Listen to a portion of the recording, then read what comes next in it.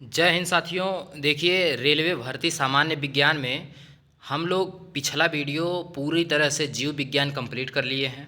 जीव विज्ञान में कोई भी चैप्टर से एक भी वन लाइनर छूटा नहीं है। जितने भी हो सकते थे सारे वन लाइनर कराने का प्रयास किए हैं।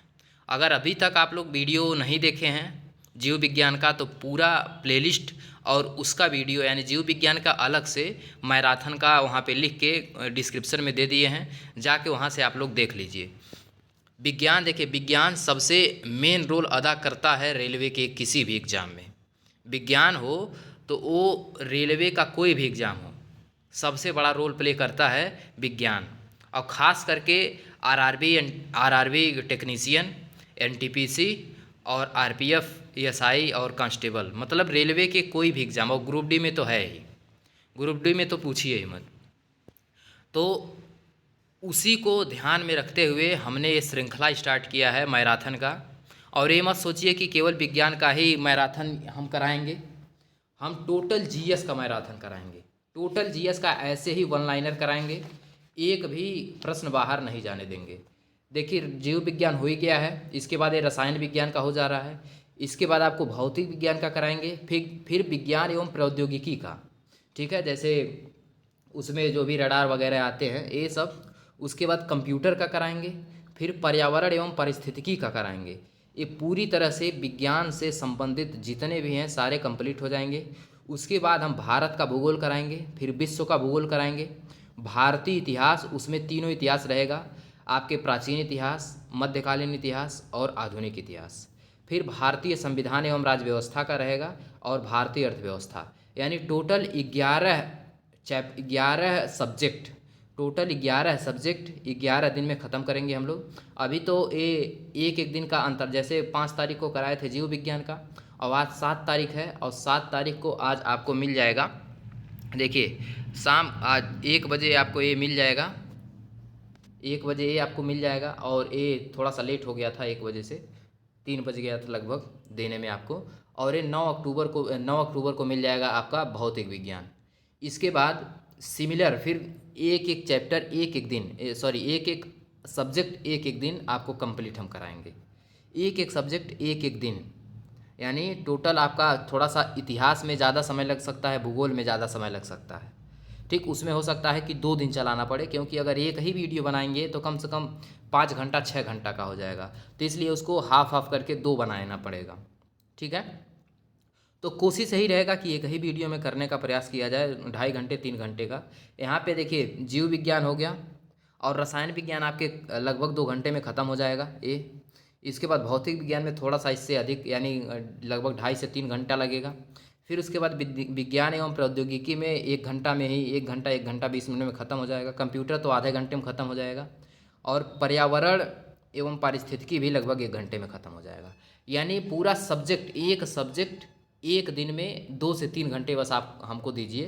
पूरा का पूरा जीएस, जो देखिए जीएस में सबसे बड़ा रोल किस में अदा करता है, तो आरपीएफ में टोटल 50 क्वेश्चन जीएस का रहेगा, टोटल 50 क्वेश्चन जीएस का। और एनटीपीसी में फर्स्ट फेज में 40 जीएस और सेकंड फेज में 50 जीएस। ठीक, और आरपीएफ एसआई में भी 50 जीएस।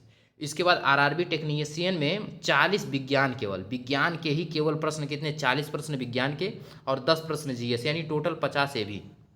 ठीक, ये सभी आपको इसी वीडियो से, केवल हमारी ये मैराथन वाली श्रृंखला को आप बस देखते रहिए, इससे बाहर नहीं जाने देंगे। ये पूरा रेलवे के लिए ही स्पेशल बनाया ही गया है। रेलवे के ही एग्जामों में जो प्रश्न पूछे गए हैं उन्हीं से छांट के ये बनाया गया है। बस आपको केवल क्या करना है, बस देखना है और सभी साथियों के पास शेयर करना है। हमारा बस आपसे यही उम्मीद है कि आप अधिक से अधिक लोगों के पास शेयर करेंगे, स्टेटस लगाएंगे और अधिक से अधिक लोगों को जोड़ेंगे हमारे चैनल से। बस, और आपसे हमको कुछ नहीं चाहिए। बस देखिए, अब सीधे अब चलेंगे हम लोग पॉइंट की तरफ। तो पहले पॉइंट देखेंगे, इम्पॉर्टेंट पॉइंट, पहला ही पॉइंट है, क्या है? देखिए, सबसे पहले पॉइंट की अगर बात करें तो विज्ञान की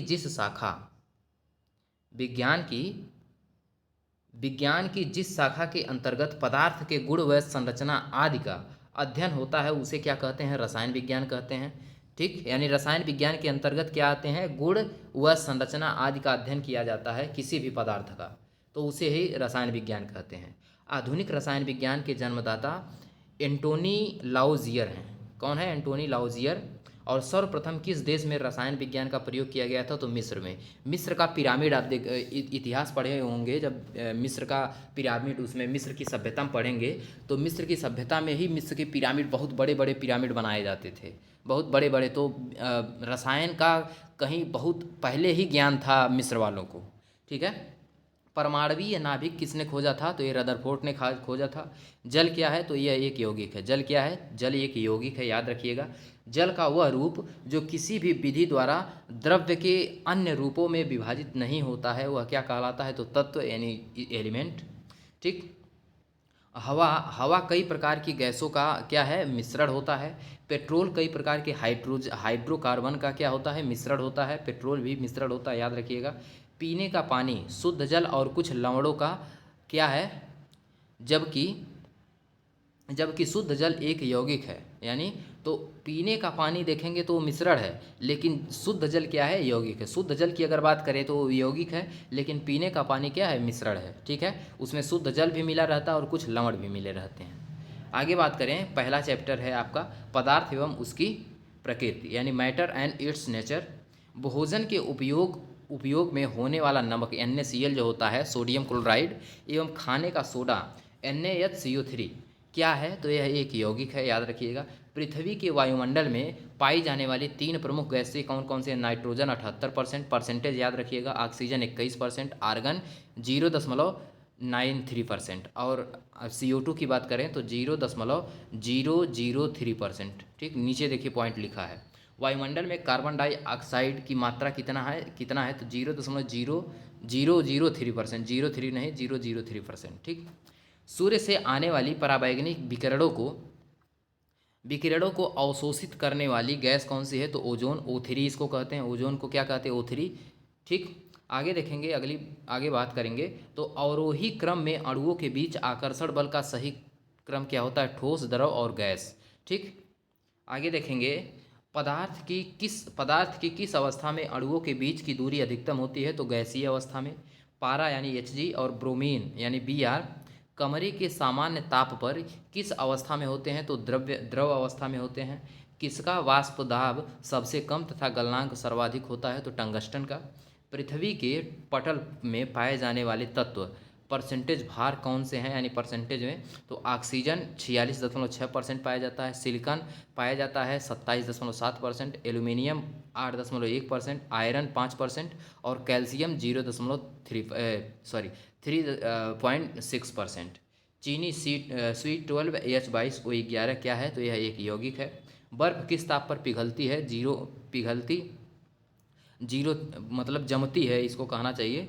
तो ये देखिए 0 डिग्री पे जमना चालू हो जम जाती है 0 डिग्री पे। ठीक है। और 0 डिग्री से प्लस में रहेगा तो वहीं से वो जो है पिघलना चालू कर देती है। ठीक। यानी यहाँ पे किस ताप पर पिघलती है? तो 0 डिग्री आप मार के निकल लेंगे। आगे देखिए, पानी किस ताप पर उबलता है? उबलने की बात किया जाए तो 100 डिग्री सेंटीग्रेड ताप पर। ऑक्सीजन का एक अपर रूप क्या है? तो ओजोन है, O3 है। रेफ्रिजरेटर में शीतलक यानी फ्रियोन की तरह उपयोग किया जाने वाला यौगिक कौन सा है? तो फ्लोरीन है।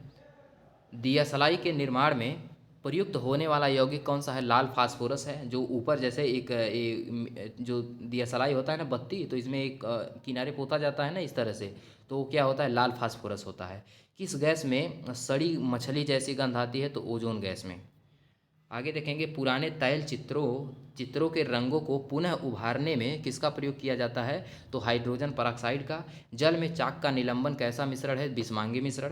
पेट्रोल और जल का मिश्रण कैसा है? तो बिस्मांगी है। शक्कर में जल का मिश्रण क्या है? समांगी मिश्रण। मतलब जो एकदम घुल जाए वह क्या है? समांगी मिश्रण। एल्कोहल एवं जल का मिश्रण समांगी मिश्रण है, जो न घुले वो बिस्मांगी होता है। ठीक। आगे बात करेंगे, दुनिया की कोई भी वस्तु जो स्थान घेरती है, जिसका द्रव्यमान होता है और जो अपनी संरचना में परिवर्तन का विरोध करती है, वह पदार्थ कहलाती है, यानी मैटर कहलाती है। ठीक। पदार्थ की वह भौतिक अवस्था जिसका आकार एवं आयतन दोनों निश्चित हो क्या कहलाती है? ठोस यानी सॉलिड। पदार्थ की वह भौतिक अवस्था जिसका आकार एवं आयतन दोनों अनिश्चित हो क्या कहलाती है? तो गैस। ठीक है। पदार्थ की वह भौतिक अवस्था जिसका आकार अनिश्चित परंतु आयतन निश्चित हो, वह द्रव कहलाती है, यानी लिक्विड। कुछ पदार्थ गर्म करने पर सीधे ठोस रूप से गैस में बन जाती हैं, इसे ऊर्ध्वपातन कहते हैं। ठीक है, सप्लीमेशन। आगे बात करेंगे सब्लिमेशन। पदार्थ की चतुर्थ अवस्था कौन सी है? प्लाज्मा। और पदार्थ की पांचवी अवस्था बोस-आइंस्टीन कंडेंसेट है। ठीक, आगे देखेंगे वह पदार्थ जो रासायनिक रूप से दो या दो से अधिक तत्वों के एक निश्चित अनुपात में रासायनिक संयोग से बने क्या कहलाते हैं? यौगिक कहलाते हैं। वह शुद्ध पदार्थ क्या कहलाता है जिसे किसी भी ज्ञात भौतिक व रासायनिक विधियों से न तो दो या दो से अधिक पदार्थों में विभाजित किया जा सकता है और न ही अन्य सरल पदार्थों के योग से बनाया जा सकता है। वो क्या कहलाता है? तो तत्व कहलाता है।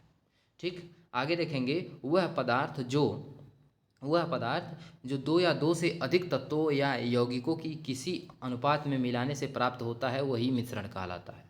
ठीक, अगले पॉइंट की बात करें, मिश्रण क्या है? तो मिश्रण जान लीजिए, मिश्रण उदाहरण किसका है? तो हवा का। ठीक, यानी हवा में देखेंगे कई गैसों का मिश्रण होता है। निश्चित अनुपात में अवयवों को मिलाने से किस मिश्रण का निर्माण होता है? तो समांगी मिश्रण का। समांग मिश्रण के उदाहरण जैसे चीनी या नमक का जलीय विलयन, हवा आदि।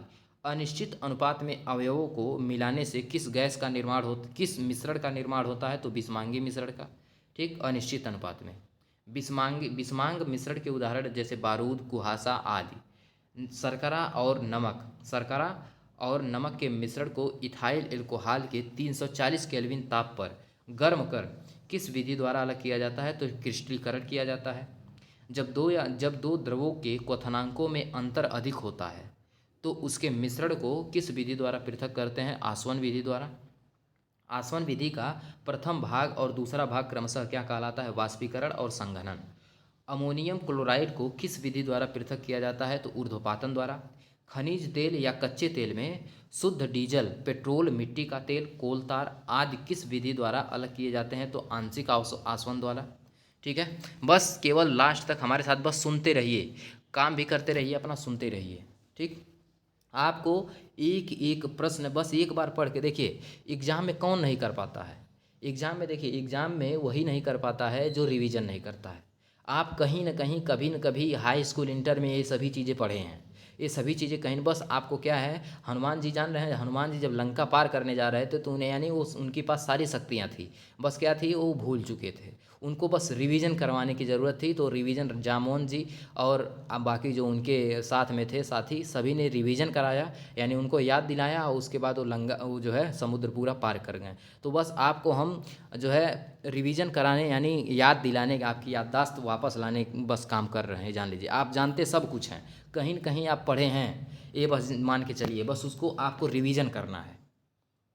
ठीक है, चलिए अगला पॉइंट देखिए। किसी मिश्रण के विभिन्न घटकों की अवशोषण क्षमता भिन्न भिन्न होती है तथा वे किसी अवशोषक पदार्थ में विभिन्न दूरियों पर अवशोषित होते हैं। इस प्रकार वे पृथक कर लिए जाते हैं। इस विधि को क्या कहते हैं? तो वर्ण लेखन कहते हैं। किस विधि की सहायता से कार्बनिक मिश्रण को शुद्ध किया जाता है? तो भाप आसवन द्वारा। ठीक, आगे देखेंगे अगले पॉइंट क्या है? एसीटोन, मेथिल एल्कोहल आदि पदार्थों के का शुद्धिकरण किस विधि द्वारा किया जाता है? तो भाप आसवन द्वारा।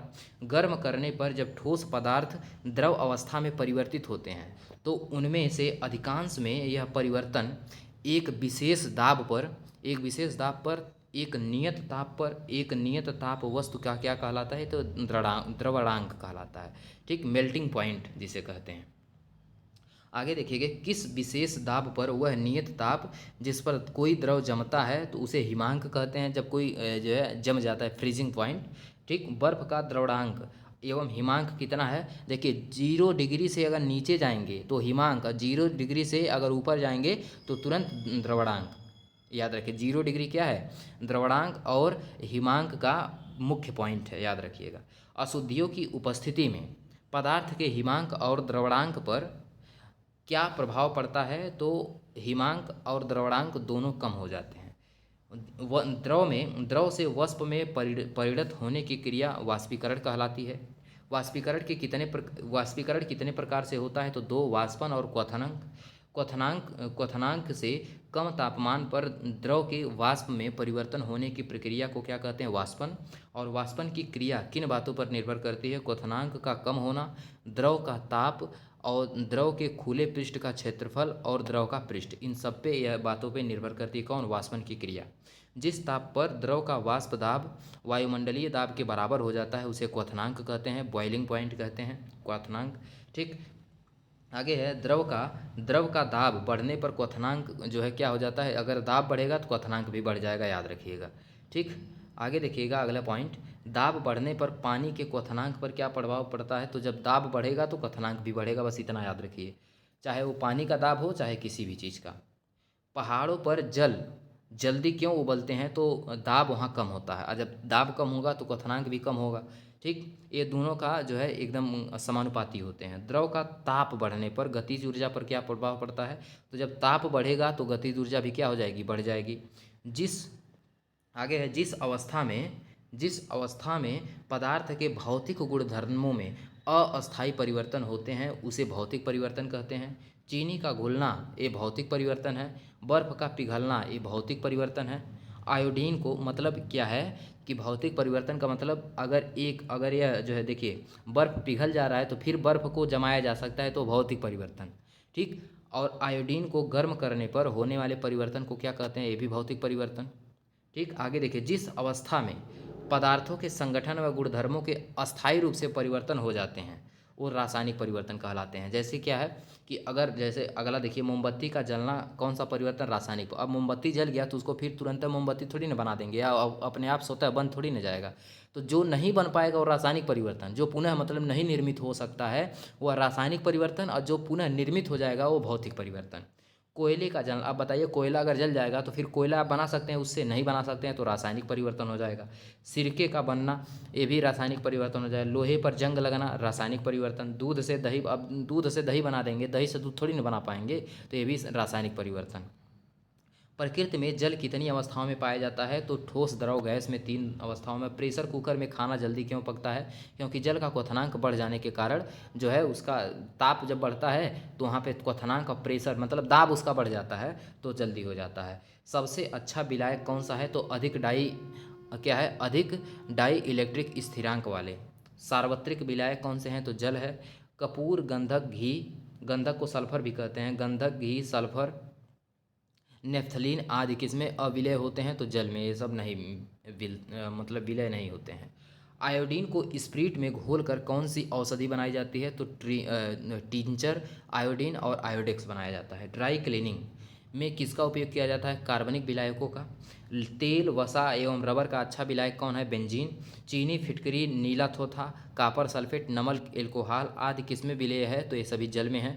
ठीक, आगे देखिए, तेल, वसा, घी, मोम आदि किसमें विलेय हैं, तो कार्बन टेट्राक्लोराइड CCl4 में। पेंट व रेजिन किसमें विलेय हैं, तो तारपीन के तेल में। देखिए देखते हैं जब घर में पेंट होता है तो तारपीन का तेल लाया जाता है, ठीक है, और उसमें वो विलेय होता है। रबर का किसमें विलयन बनाकर साइकिल आदि के पंक्चर जोड़ने व अन्य कार्यों में उपयोग किया जाता है, तो नेफ्था में। फिटकरी का जल में विलयन किसका उदाहरण है, ठोस का द्रव में विलयन।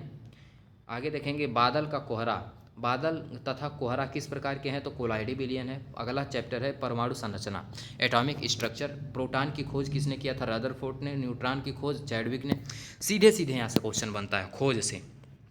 ठीक, आगे देखेंगे वर्ग ए के सदस्य देखेंगे। वर्ग क्या है, वर्ग फर्स्ट ए के सदस्य कौन से, हेलिना, कहे, रूबी, सजी, फिरे। देखिए ह से hydrogen, lithium, sodium, potassium, rubidium, caesium और फ्रांसियम, ये सभी क्या हैं, फर्स्ट ए के हैं सदस्य। और सेकेंड ए के सदस्य कौन से, बेटा, मागे, कार, स्कूटर, बाप, राजी या बाप, रुए, कुछ भी हो, यानी beryllium, magnesium, calcium, strontium, barium और रेडियम, ये सभी किसके हैं, सेकेंड ए के। थर्ड ए के देखेंगे तो बैगन, आलू, गाजर इन थैला। ठीक, यानी बैगन से बोरान, आलू से एल्यूमिनियम, गाजर से गैलियम और इन से इंडियम और ये TI मतलब थैला से थैलियम। ठीक, इसके बाद फोर्थ ए के सदस्य देखेंगे तो कहे, शिवजी, सुनो, पार्वती। कहे, शिवजी, सुनो, पार्वती। कहे का मतलब कार्बन, सिलिकॉन, जर्मेनियम, टिन और जो है सुनो का मतलब एशियन यानी टिन, PV का मतलब सीसा, लेड। ठीक, इलेक्ट्रॉन की खोज किसने किया था, तो JJ थॉम्सन ने किया था। ईंटा पर नाच याद रखिएगा, ईंटा पर नाच, है ईंटा पर नाच। ईटा, ई का मतलब इलेक्ट्रॉन, टा का मतलब थॉम्सन, ठीक। और पर का मतलब प से प्रोटॉन, और र का मतलब रदरफोर्ड, और नाच, ना से मतलब न्यूट्रॉन, और जो है च का मतलब चैडविक, याद रखिएगा। किसी तत्व की द्रव्यमान संख्या, द्रव्यमान संख्या न्यूट्रॉन की संख्या तथा प्रोटॉन की संख्या में क्या संबंध होता है? तो परमाणु संख्या या परमाणु संख्या या द्रव्यमान संख्या बराबर न्यूट्रॉन प्लस प्रोटॉन होते हैं, ठीक। अगले पॉइंट की बात करें तो किसी तत्व का परमाणु क्रमांक किसके बराबर होता है? तो परमाणु क्रमांक जो है इलेक्ट्रॉन और प्रोटॉन दोनों के बराबर होता है। तत्व की द्रव्यमान संख्या 23 है और उसमें 11 प्रोटॉन हैं, तो न्यूट्रॉन कितने होंगे? 23 में से 11 घटा देंगे तो 12 न्यूट्रॉन आ जाएंगे। किसी परमाणु के नाभिक में 15 प्रोटॉन हैं, तो उसमें इलेक्ट्रॉनों की संख्या क्या हो जाएगी? जितने प्रोटॉन होते हैं उतने ही इलेक्ट्रॉन भी होते हैं, याद रखिएगा, ठीक। बस उसमें क्या है कि द्रव्यमान अगर दिया है उसमें प्रोटॉन और न्यूट्रॉन की, न्यूट्रॉन जब पूछेगा तभी आप जान लीजिए कि उसमें दोनों को घटाते हैं, ठीक। आगे है, किस तत्व की विद्युत ऋणात्मकता सबसे अधिक होती है? तो क्लोरीन की। परमाणु की त्रिज्या कितनी होती है? तो 37 गुणे 10⁻−10 मीटर। नाभिक की त्रिज्या 10⁻−15 मीटर होती है। परमाणु को सर्वप्रथम विभाजित किया था किसने? बेकुलर ने। परमाणु संख्या का पता किसने लगाया था? मोसले ने। परमाणु का द्रव्यमान कितना होता है? 1.67 गुणे 10⁻21 ग्राम। अल्फा, अल्फा क्या है? अल्फा किरणों पर कौन सा आवेश होता है? तो धन आवेश। बीटा पे ऋण आवेश, और गामा पे क्या होता है? कोई आवेश नहीं होता है। पॉजिट्रॉन की खोज किसने किया था? तो कार्ल डी एंडरसन ने। वह तत्व का वह छोटे से छोटा कण जो किसी भी रासायनिक अभिक्रिया में भाग ले सकता है परंतु स्वतंत्र अवस्था में नहीं रह सकता है, उसी ही परमाणु यानी एटम कहते हैं। तत्व तत्व तथा यौगिक का वह छोटे से छोटा कण जो स्वतंत्र अवस्था में रह सकता है वो क्या कहलाता है? तो अणु कहलाता है, मॉलिक्यूल कहलाता है, ठीक है। अगले पॉइंट की बात करें, किसी तत्व का परमाणु भार एटॉमिक वेट क्या प्रदर्शित करता है? तो तत्व का एक परमाणु कार्बन 12 के परमाणु के 1/12वां भाग को प्रदर्शित करता है, और द्रव्यमान अथवा हाइड्रोजन के 1.008 भाग द्रव्यमान से कितना गुना भारी है यह प्रदर्शित करता है। किसी तत्व का अणु भार यानी मालिक्यूलर वेट क्या प्रदर्शित करता है? तो उस पदार्थ का एक अणु कार्बन के एक परमाणु के 1/12 भाग के कितना गुना को जो है उतने गुना को जो है क्या करता है? प्रदर्शित करता है, ठीक। परमाणु भाग व तुल्यांकी भार में क्या संबंध है? तो परमाणु भार गुणे विशिष्ट ऊष्मा बराबर 6.4 होता है। किसी ठोस के लिए Cp/Cv बराबर 1.4 है, तो उसकी परमाणुकता कितनी होती है? वो 2 होती है। किसी ठोस के लिए Cp/Cv और 1.6 है, तो उसकी परमाणुकता 1 होती है। वाष्प घनत्व व अणुभार में क्या संबंध है? अणुभार बराबर 2 गुणे वाष्प घनत्व होता है। कार्बोनेट आयन का तुल्यांकी भार कितना होता है? तो 30 होता है। किसी यौगिक का अणुभार 48 है, तो उसका वाष्प घनत्व 24 होगा। 20 ग्राम जल 5 ग्राम CO2 में विद्यमान अणुओं की संख्या कितनी का अनुपात कितना हो? तो 88:9, ठीक। 1.4 ग्राम नाइट्रोजन में परमाणुओं की संख्या कितनी होती है? 6.02 गुणे 10⁻22। किसी भी निश्चित सूत्र वाले पदार्थ की वह राशि जिसमें इस पदार्थ के इकाई सूत्र की संख्या उतनी ही है जितनी कार्बन 12 आइसोटोप के ठीक 12 ग्राम में परमाणुओं की संख्या है, वह मोल धारण कहलाते हैं, मोल कॉन्सेप्ट, ठीक। आगे देखिए, अवगाद्रो का आंकिक मान कितना होता है? तो 6.0023 गुणे 10⁻23। मोल को इकाई के रूप में किस वर्ष स्वीकार किया गया? 1967 में। परमाणु के नाभिक में कौन कौन से कण होते हैं? न्यूट्रॉन व प्रोटॉन। बीटा किरणों का वेग कितना होता है? तो ये होता है प्रकाश के वेग का 9/10 भाग। गामा किरणों का वेग कितना होता है? प्रकाश के वेग के समान होता है, ठीक। किन किरणों की भेदन क्षमता सबसे अधिक होती है? तो गामा किरणों की खोज बेकुलर ने किया था। किसी परमाणु से एक अल्फा कण निकल जाने पर द्रव्यमान संख्या तथा परमाणु क्रमांक पर क्या प्रभाव पड़ेगा? तो द्रव्यमान संख्या में 4 की कमी तथा परमाणु क्रमांक में 2 की कमी हो जाती है। किसी नाभिक से एक बीटा कण निकल जाने पर द्रव्यमान संख्या व परमाणु क्रमांक पर क्या प्रभाव पड़ता है? तो परमाणु क्रमांक में 1 की वृद्धि तथा द्रव्यमान संख्या अपरिवर्तित रहेगी। 92U238 से एक अल्फा कण निकल जाते हैं तो नया तत्व क्या बनते हैं? 90 थोरियम, यहाँ यूरेनियम, यहाँ 90 थोरियम 234 बनता है, ठीक। आगे बात करेंगे, अगला पॉइंट, किसी तत्व की द्रव्यमान संख्या 35 है, उसका परमाणु क्रमांक 17 है। एक बीटा कण निकल जाने से तत्व की द्रव्यमान संख्या व परमाणु क्रमांक क्या हो जाए, द्रव्यमान संख्या 35 ही और परमाणु क्रमांक 17 + 1 18 हो जाएगी। फोटान की ऊर्जा E, संवेग P तथा वेग C में क्या संबंध होता है, P = E/C होता है। ठीक, जब दो इलेक्ट्रॉन एक ही कक्ष में होते हैं तो उसमें क्या पाया जाता है, विपरीत चक्रण। किसी तत्व के परमाणु की दूसरी कक्षा में अधिकतम इलेक्ट्रॉनों की संख्या 8 होती है।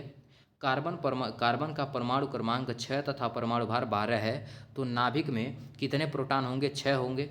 ठीक, प्रोटॉन इलेक्ट्रॉन की जब भी बात करें तो माइनस आधा कर दीजिए, वही होते हैं। प्रोटॉन और इलेक्ट्रॉन एक ही बराबर 6 होते हैं। लेकिन न्यूट्रॉन की जब बात करें तो परमाणु भार में से जो है परमाणु क्रमांक घटा दिया जाता है। 92U35 में प्रोटॉनों की संख्या 92 होती है। ठीक, आगे देखेंगे मुख्य क्वांटम संख्या किसका निर्धारण करती है, कक्षाओं की में विशिष्ट विभिन्न अभिविन्यास का। तत्वों की प्रकृति को किस प्रकार ज्ञात किया जा सकता है, तो नाभिक में उपस्थित न्यूट्रॉनों की संख्या द्वारा। इलेक्ट्रॉन में एक इलेक्ट्रॉन तब तक युग्मित नहीं होते हैं जब तक उनके लिए प्राप्त रिक्त कक्षक समाप्त न हो जाएं। यह सिद्धांत किसका है, तो फ्रेडरिक हुंड का। 13 एल्यूमिनियम 27 का इलेक्ट्रॉनिक विन्यास क्या होगा, 283। ठीक, स्वर्ण पत्र से किसके प्रकीर्णन का अध्ययन करके रदरफोर्ड ने नाभिक की खोज किया था, तो अल्फा कण का। आणविक सिद्धांत का प्रतिपादन जॉन डाल्टन ने किया था। आगे देखेंगे द्रव्यमान संख्या और परमाणु द्रव्यमान में अंतर द्रव्यमान क्षति होती है। स्पेक्ट्रम रेखाओं की सूक्ष्म प्रकृति समझाने तथा इलेक्ट्रॉन की ठीक स्थिति का वर्णन करने हेतु कितनी क्वांटम संख्याओं का प्रयोग किया जाता है, तो 4 क्वांटम संख्याओं का। कौन सी क्वांटम संख्या मुख्य ऊर्जा स्तर को प्रदर्शित करती है, तो मुख्य क्वांटम संख्या यानी N। ठीक, अगले पॉइंट पे बात करें, कौन सी क्वांटम संख्या इलेक्ट्रॉन कक्षक यानी ऑर्बिटल की आकृति को प्रकट करती है, तो द्विगंशी क्वांटम संख्या। ठीक, यल का न्यूनतम मान तथा अधिकतम मान क्रमशः होता है कितना, तो न्यूनतम मान 0 तथा अधिकतम मान n-1 होता है। कौन सी क्वांटम संख्या उप ऊर्जा स्तरों के कक्षकों को प्रदर्शित करती है, तो चुंबकीय क्वांटम संख्या। यम का मान किसके मान पर निर्भर करता है, तो यल के मान पर। ठीक, किसी यल के लिए यम का मान कितना होता है, तो +1 से लेकर -1 तक यानी 0 सहित। ठीक, समान परमाणु क्रमांक परंतु भिन्न परमाणु द्रव्यमानों के परमाणुओं को क्या कहते हैं, तो समस्थानिक। ये सभी देखिए जितने पॉइंट हैं सारे पॉइंट किसी न किसी एग्जाम में पूछे गए हैं। आपको बस हमारे साथ शुरू से अंत तक लास्ट तक बस बने रहना है, और जितने पॉइंट हैं सारे पॉइंट इंपॉर्टेंट है, कहीं से भी कोई भी पॉइंट मिस नहीं आपको करना है। ठीक है, और यदि कंटेंट अच्छा हो, ये नहीं हम कहेंगे कि जो है सब्सक्राइब करिए या जो है लाइक करिए, जब तक आपको ये न समझ में आए कि हमारे उपयोग का है, चाहे हमारा ही चैनल ना हो किसी का भी हो, तब तक आप सब्सक्राइब करने की कोशिश न कीजिए, क्योंकि फालतू का नोटिफिकेशन आएगा, आप डिस्टर्ब होंगे। ठीक, इसलिए जब आपको लगे कि यह हमारे लिए उपयोगी है, ये हमारे लाभ के लिए है, तब आप उसको सब्सक्राइब करके और बेल आइकन ज़रूर ऑन कीजिए, ताकि उस सब्जेक्ट से या आपके एग्ज़ाम से रिलेटेड कोई भी वीडियो आपसे छूटे न, आप तक पहुंच जाए। तो अगर वीडियो अच्छा लगे, कंटेंट अच्छा होगा, तो सब्सक्राइब करके बेल आइकन ज़रूर ऑन कीजिएगा, और कमेंट कीजिएगा ज़रूर कि कंटेंट बहुत अच्छा है, कमेंट ज़रूर कीजिएगा। ठीक है, आगे देखेंगे सबसे अधिक समस्थानिकों वाला तत्व कौन सा है, तो पोलोनियम है। और जिन तत्वों के परमाणु भार, ऐसा लगता होगा कि ये कुछ इसमें ऐसे पॉइंट हैं जो आपको पहली बार देख रहे होंगे, ऐसे ही एग्जाम में भी आता है जो आप पहली बार देखते हैं, तो आपको लगता है कि कहाँ से पूछा था, आया ही नहीं। इसीलिए आपको ऐसे ही पॉइंट जो पेपर में आएंगे वही पॉइंट इसमें शामिल किया गया है। जिन तत्वों के परमाणु भार समान किंतु परमाणु क्रमांक भिन्न होते हैं उन्हें क्या कहते हैं, समभारी कहते हैं। और जिन परमाणुओं में न्यूट्रॉनों की संख्या समान होती है उन्हें सम न्यूट्रॉनिक कहते हैं, आइसोटोप कहते हैं, याद रखिएगा, इंग्लिश आप देखते रहिएगा। जिन आयनों और परमाणुओं के इलेक्ट्रॉनिक विन्यास समान होते हैं उन्हें सम इलेक्ट्रॉनिक कहते हैं। ठीक, आइसो इलेक्ट्रॉनिक कहते हैं। कौन सी क्वांटम संख्या इलेक्ट्रॉन के चक्रण की दिशा को प्रदर्शित करती है, तो चक्रण क्वांटम संख्या यस, स्पिन क्वांटम संख्या जिसे इंग्लिश में बोलते हैं। किसी चुंबकीय क्वांटम संख्या यम के लिए चक्रण क्वांटम संख्या का मान कितना होता है, +1/2 से -1/2, याद रखिएगा, बहुत इंपॉर्टेंट है। ठीक, आगे बात करेंगे। दिए गए यानी एक दिए गए परमाणु में किन्हीं दो इलेक्ट्रॉनों के लिए चारों क्वांटम संख्याओं का मान समान नहीं हो सकता है। यह किस नियम को निरूपित करता है, तो पाउली का अपवर्जन नियम। कक्षा 11 में आप पढ़े होंगे। ठीक, यदि दो इलेक्ट्रॉनों के यन यल और यम के, यहाँ यल है याद रखिएगा, यन यल और यम के मान एक ही हों तो उनका चक्रण क्या होता है, तो विपरीत होता है। ठीक, फिफ्थ ए के सदस्य कौन कौन से हैं, नापी ऐसा सब बिक जाए, नापी ऐसा कि सब बिक जाए, ऐसा मत पियो कि सब बिक जाए। तो ना से मतलब nitrogen, phosphorus, arsenic, antimony, bismuth. ठीक, याद रखिएगा। अनिश्चित क्या है, अनिश्चितता का सिद्धांत किसने दिया था, हाइजेनबर्ग ने। किसी कण की स्थिति और वेग का एक साथ यथार्थ निर्धारण असंभव है, यह कौन कहा था, या किसका नियम, हाइजेनबर्ग का अनिश्चितता का सिद्धांत। ठीक, तत्वों के इलेक्ट्रॉनिक विन्यास लिखने के लिए विभिन्न परमाणुओं कक्षकों की ऊर्जा बढ़ने का क्रम किस नियम पर आधारित है, तो ये अफबाहों का नियम। ये भी कक्षा 11 में पढ़े होंगे, अफबाहों का नियम। ठीक, अगले पॉइंट की बात करें। हाइड्रोजन के रेडियो सक्रिय, हाइड्रोजन के देखिए, हाइड्रोजन के रेडियो सक्रिय समस्थानिकों को क्या कहते हैं, तो क्या कहते हैं, ट्राइटियम कहते हैं, याद रखिएगा। परमाणु भट्ठी में विमंदक का कार्य कौन करता है, ग्रेफाइट करता है। नाभिकीय रिएक्टर में नियंत्रित छड़ी किसकी बनी होती है, कैडमियम की बनी होती है। कृत्रिम रेडियो एक्टिवता की खोज मैडम क्यूरी ने, मैडम क्यूरी को 2 बार नोबेल पुरस्कार मिला है, याद रखिएगा। ठीक, परमाणु शक्ति संयंत्र किस सिद्धांत पर कार्य करता है, विखंडन के सिद्धांत पर। परमाणु शक्ति संयंत्र, याद रखिए, बहुत बार पूछा है। यदि किसी रेडियोधर्मी पदार्थ की मात्रा दोगुनी कर दी जाए तो रेडियोधर्मी क्षरण की दर क्या होगी, अपरिवर्तित रहेगी। किसी रेडियो एक्टिव तत्व का नाम उसके आविष्कारक के देश के नाम पर रखा जाता है, तो पोलोनियम का। कौन सी किरणों की आयनीकरण क्षमता सबसे अधिक होती है, तो होती है अल्फा किरणों की। सूर्य अपनी विकिरण ऊर्जा किस विधि द्वारा प्राप्त करता है, तो संलयन विधि द्वारा। कोबाल्ट 60 आमतौर पर विकिरण चिकित्सा में प्रयुक्त होता है। यह कौन सी किरणों को उत्सर्जित करता है, तो गामा किरणों को। कोबाल्ट 60 का प्रयोग किस गंभीर बीमारी हेतु किया जाता है, तो कैंसर के लिए किया जाता है। रेडियो सक्रिय परिवर्तन में कौन भाग लेता है, परमाणु का नाभिक भाग लेता है। क्यूरी किसकी इकाई है, तो यह रेडियो धर्मिता की है। नाभिकीय आपूर्तिकर्ता समूह में कितने देश हैं, तो 48 देश है, याद रखिएगा। गैसों का आचरण, बिहेवियर ऑफ गैसेस। किस ताप पर सभी गैसों का आयतन शून्य होता है, तो सभी गैसों का आयतन 273 डिग्री सेल्सियस पर शून्य होता है। परम शून्य ताप कितना है, तो 273 डिग्री सेल्सियस। आदर्श गैस की ऊर्जा किस गैस पर निर्भर करती है, तो अणुओं की संख्या पर निर्भर कर, किस पर, अणुओं की संख्या पर। गैसों के विसरण का नियम किसने प्रतिपादित किया था, ग्राहम ने।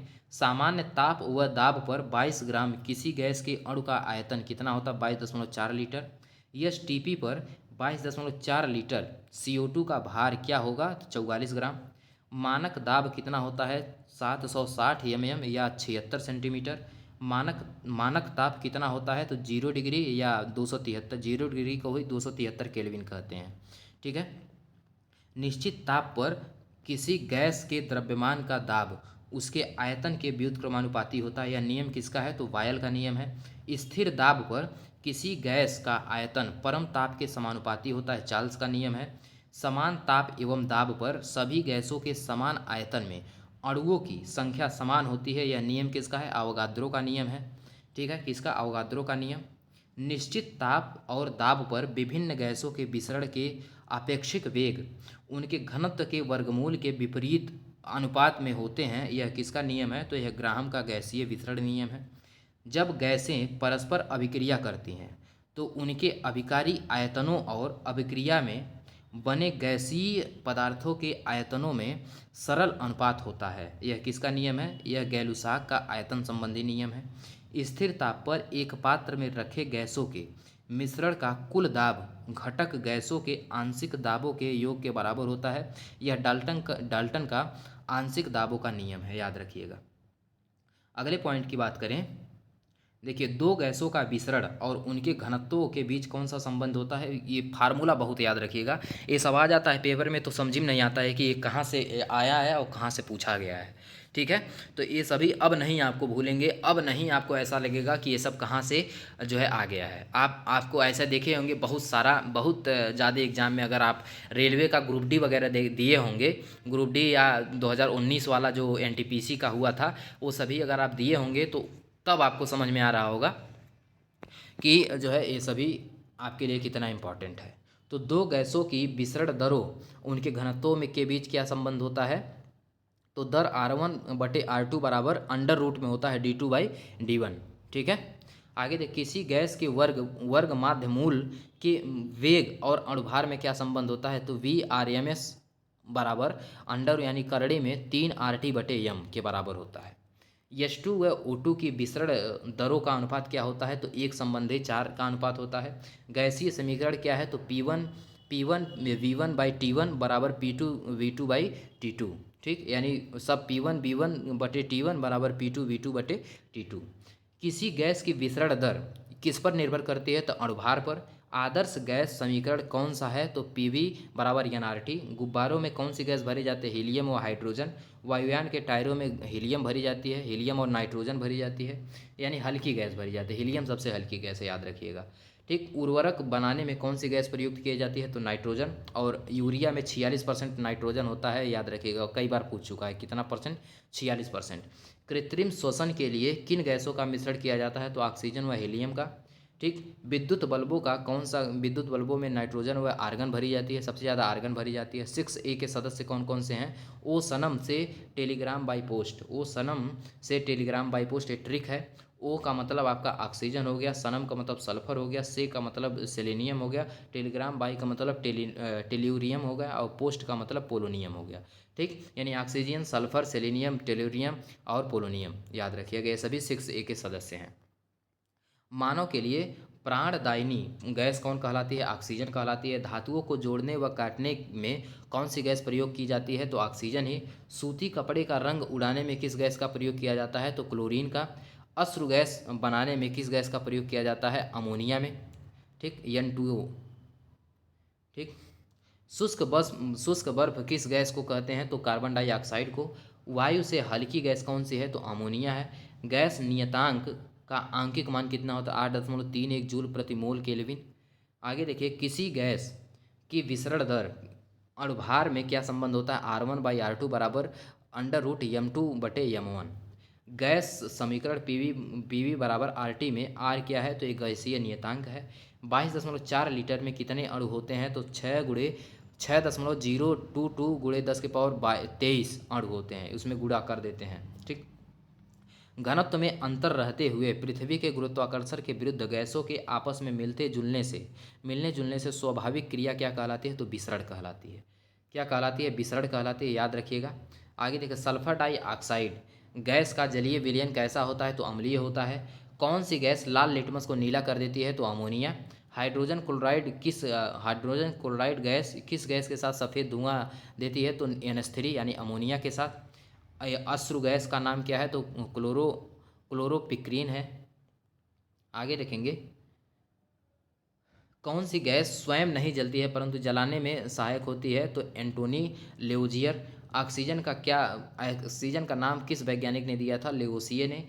SO2 गैस का द्रव्यमान कितना होता है, 64 होता है। ठीक, मीथेन प्राप्त करने का सबसे अच्छा स्रोत क्या है, हाइड्रोजन।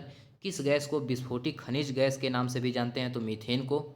ठीक, आगे देखेंगे, पेट्रोलियम से प्राप्त गैस में मीथेन की मात्रा 90% होती है। प्लास्टिक उद्योग में किस गैस का प्रयोग किया जाता है, तो एथिलीन का। ठीक, CO2 गैस जल से कितनी भारी होती है, तो 1.5 गुना। हाइड्रोजन क्लोराइड को नमक का सत किस वैज्ञानिक ने कहा था, तो ए प्रिस्टले ने कहा था। शुष्क व बुझे चूने पर क्लोरीन गैस प्रवाहित करने पर क्या होता है, तो ब्रिंजक चूर्ण प्राप्त होता है। आग बुझाने के लिए किस गैस को यंत्रों में भरा जाता है, कार्बन डाइऑक्साइड। कौन सी गैस प्रदूषण का मुख्य घटक है, CO कार्बन मोनोऑक्साइड। वाहनों से निकलने वाली गैस CO कार्बन मोनोऑक्साइड है। प्रकाश संश्लेषण की क्रिया में कौन सी गैस प्रयोग की जाती है, कार्बन डाइऑक्साइड। यूरिया को सोडा लाइम के साथ गर्म करने पर कौन सी गैस प्राप्त होती है? अमोनिया। अमोनिया गैस बनाने की औद्योगिक विधि के निर्माता कौन थे? हैबर थे। तत्वों का आवर्ती आवर्ती वर्गीकरण देखेंगे। पृथ्वी के पटल का 97.2% भाग कितने तत्वों से बना है? तो 8 तत्वों से। पृथ्वी पर सबसे अधिक मात्रा में पाई जाने वाली धातु एल्यूमिनियम है। पृथ्वी पर सबसे अधिक मात्रा में पाए जाने वाला तत्व ऑक्सीजन है। धातु पूछेगा तो एल्यूमिनियम, तत्व पूछेगा तो ऑक्सीजन। तत्वों का आवर्ती वर्गीकरण किसने किया था? मेंडलीफ ने। मेंडलीफ की आवर्त सारणी में कितने आवर्त हैं? तो 7 आवर्त हैं। मेंडलीफ की आवर्ती सारणी में कितने वर्ग हैं? 9 वर्ग हैं। आवर्त कितने हैं? तो 7। और आवर्त सारणी में कितने वर्ग हैं? तो 9।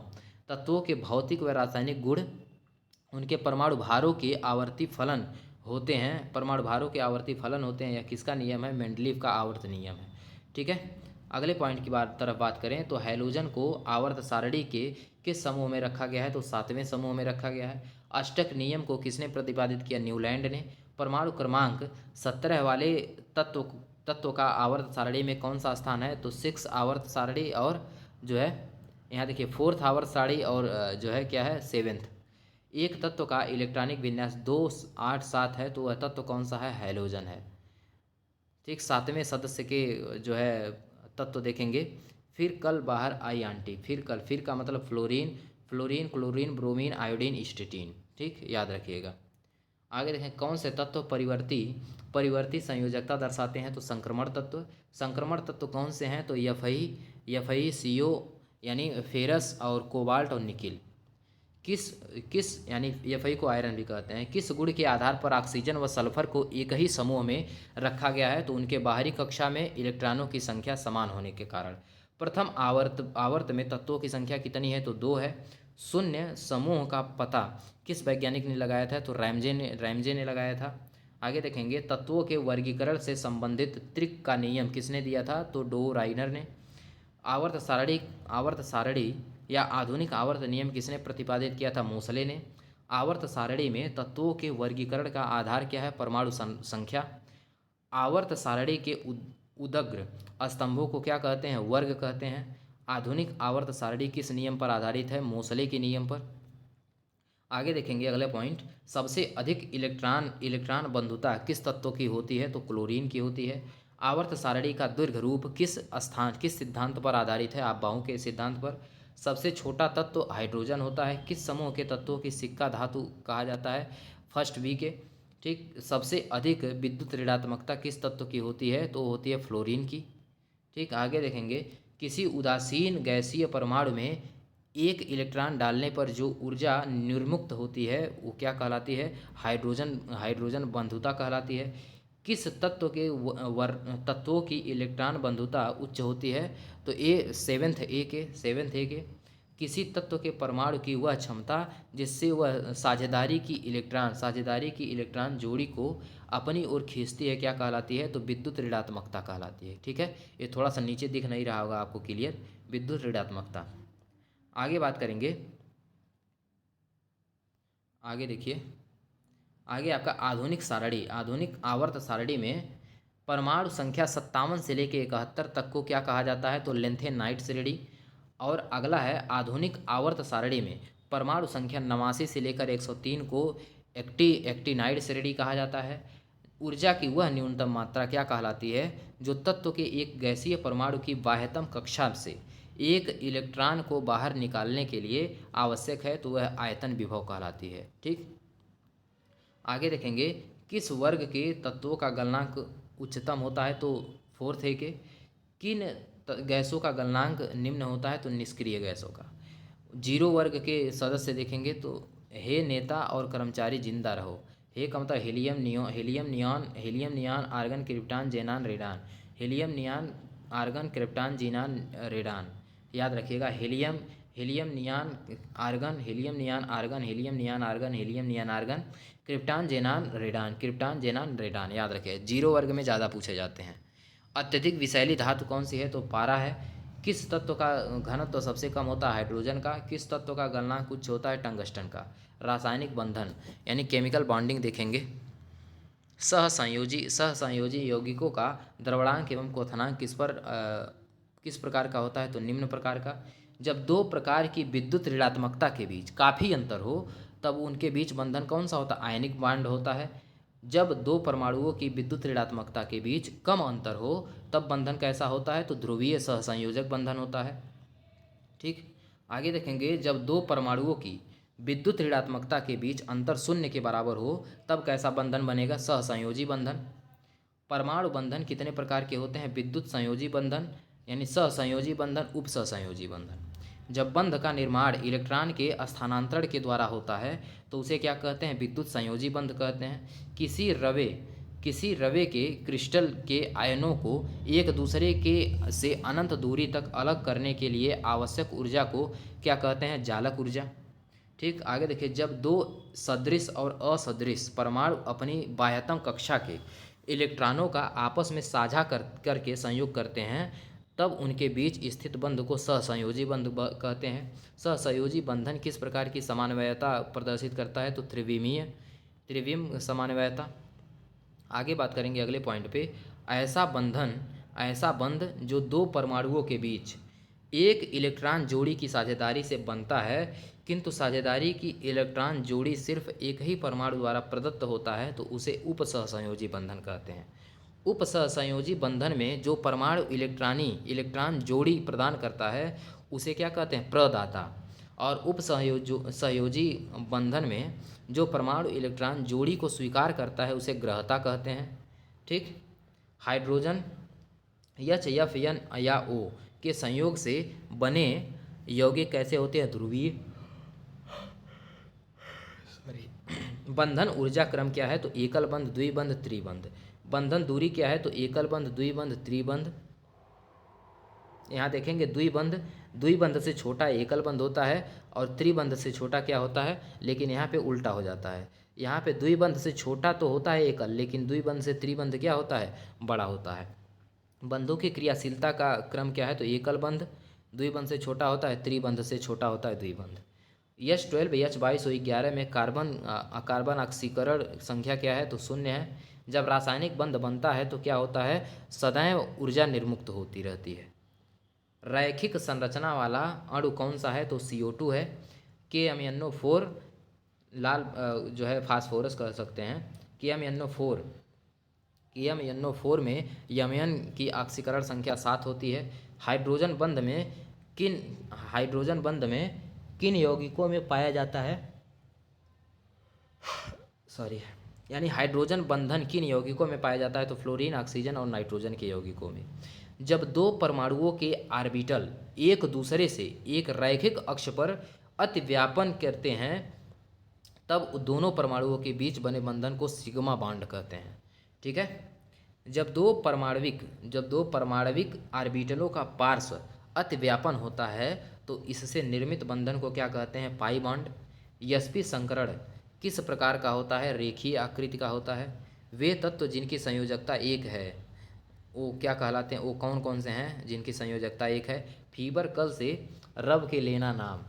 ठीक, यानी कौन कौन सा है? तो फ्लोरीन, आयोडीन, ब्रोमीन, क्लोरीन जो है सीजियम और हाइड्रोजन। यानी फ्लोरीन है, आयोडीन है, ब्रोमीन है, क्लोरीन है, सीजियम है और क्या है आपका? हाइड्रोजन है और कोई है रुबिडियम, पोटेशियम, लिथियम और सोडियम। ये सभी तत्व हैं जिनकी संयोजकता एक होती है। sp2 संकरण किस प्रकार का होता है? तो त्रिकोणीय आकृति का। sp3 संकरण किस प्रकार का होता है? चतुष्फलकीय होता है। sp3d2 संकरण किस प्रकार का होता है? अष्टफलकीय आकृति का होता है, याद रखिएगा। ठीक है, आगे देखेंगे अगले पॉइंट पे, sp3d3 संकरण किस प्रकार का होता है? तो पंचभुजीय द्विपिरामिडीय आकृति का होता है।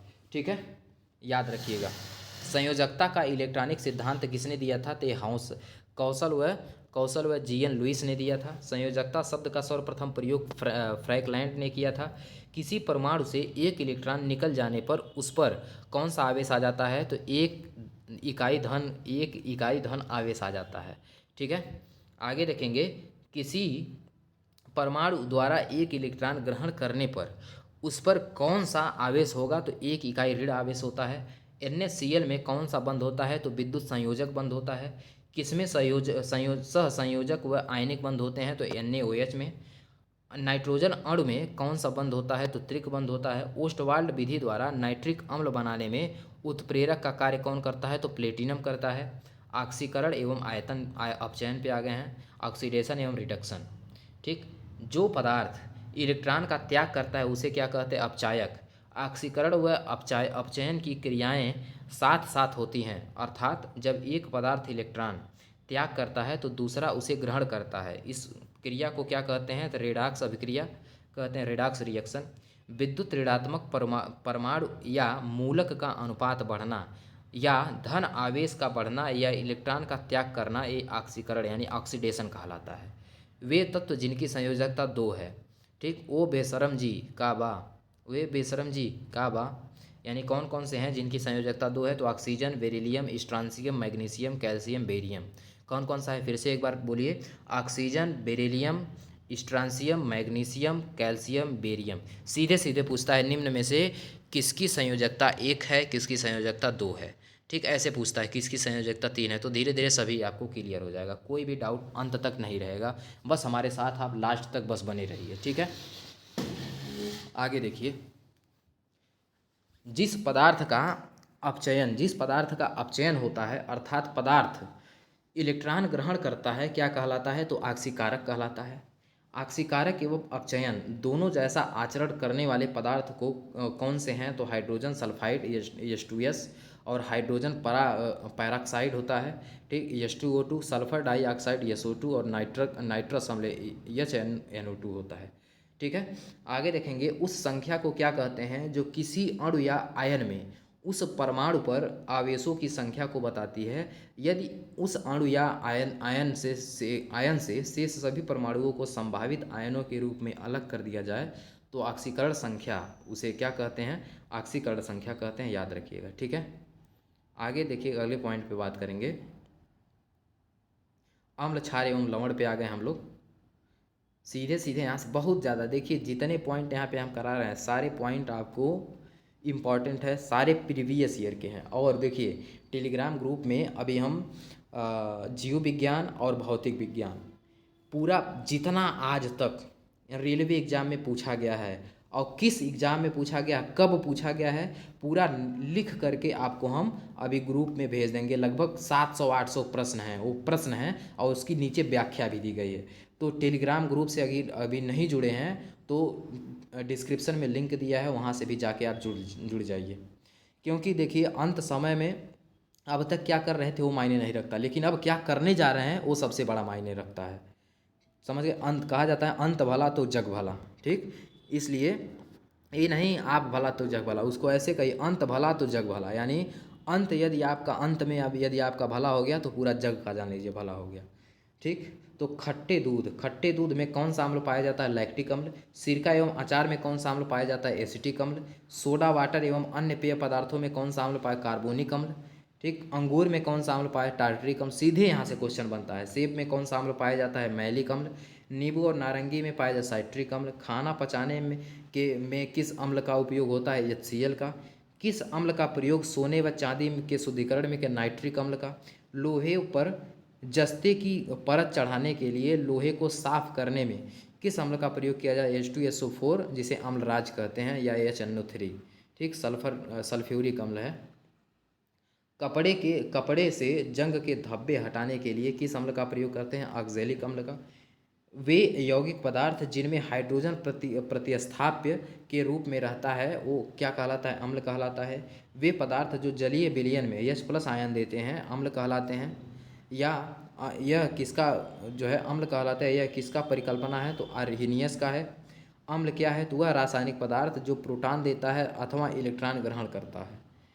अम्ल वह पदार्थ है जो किसी दूसरे पदार्थ को प्रोटॉन प्रदान करने की क्षमता रखता है। यह सिद्धांत किसका है?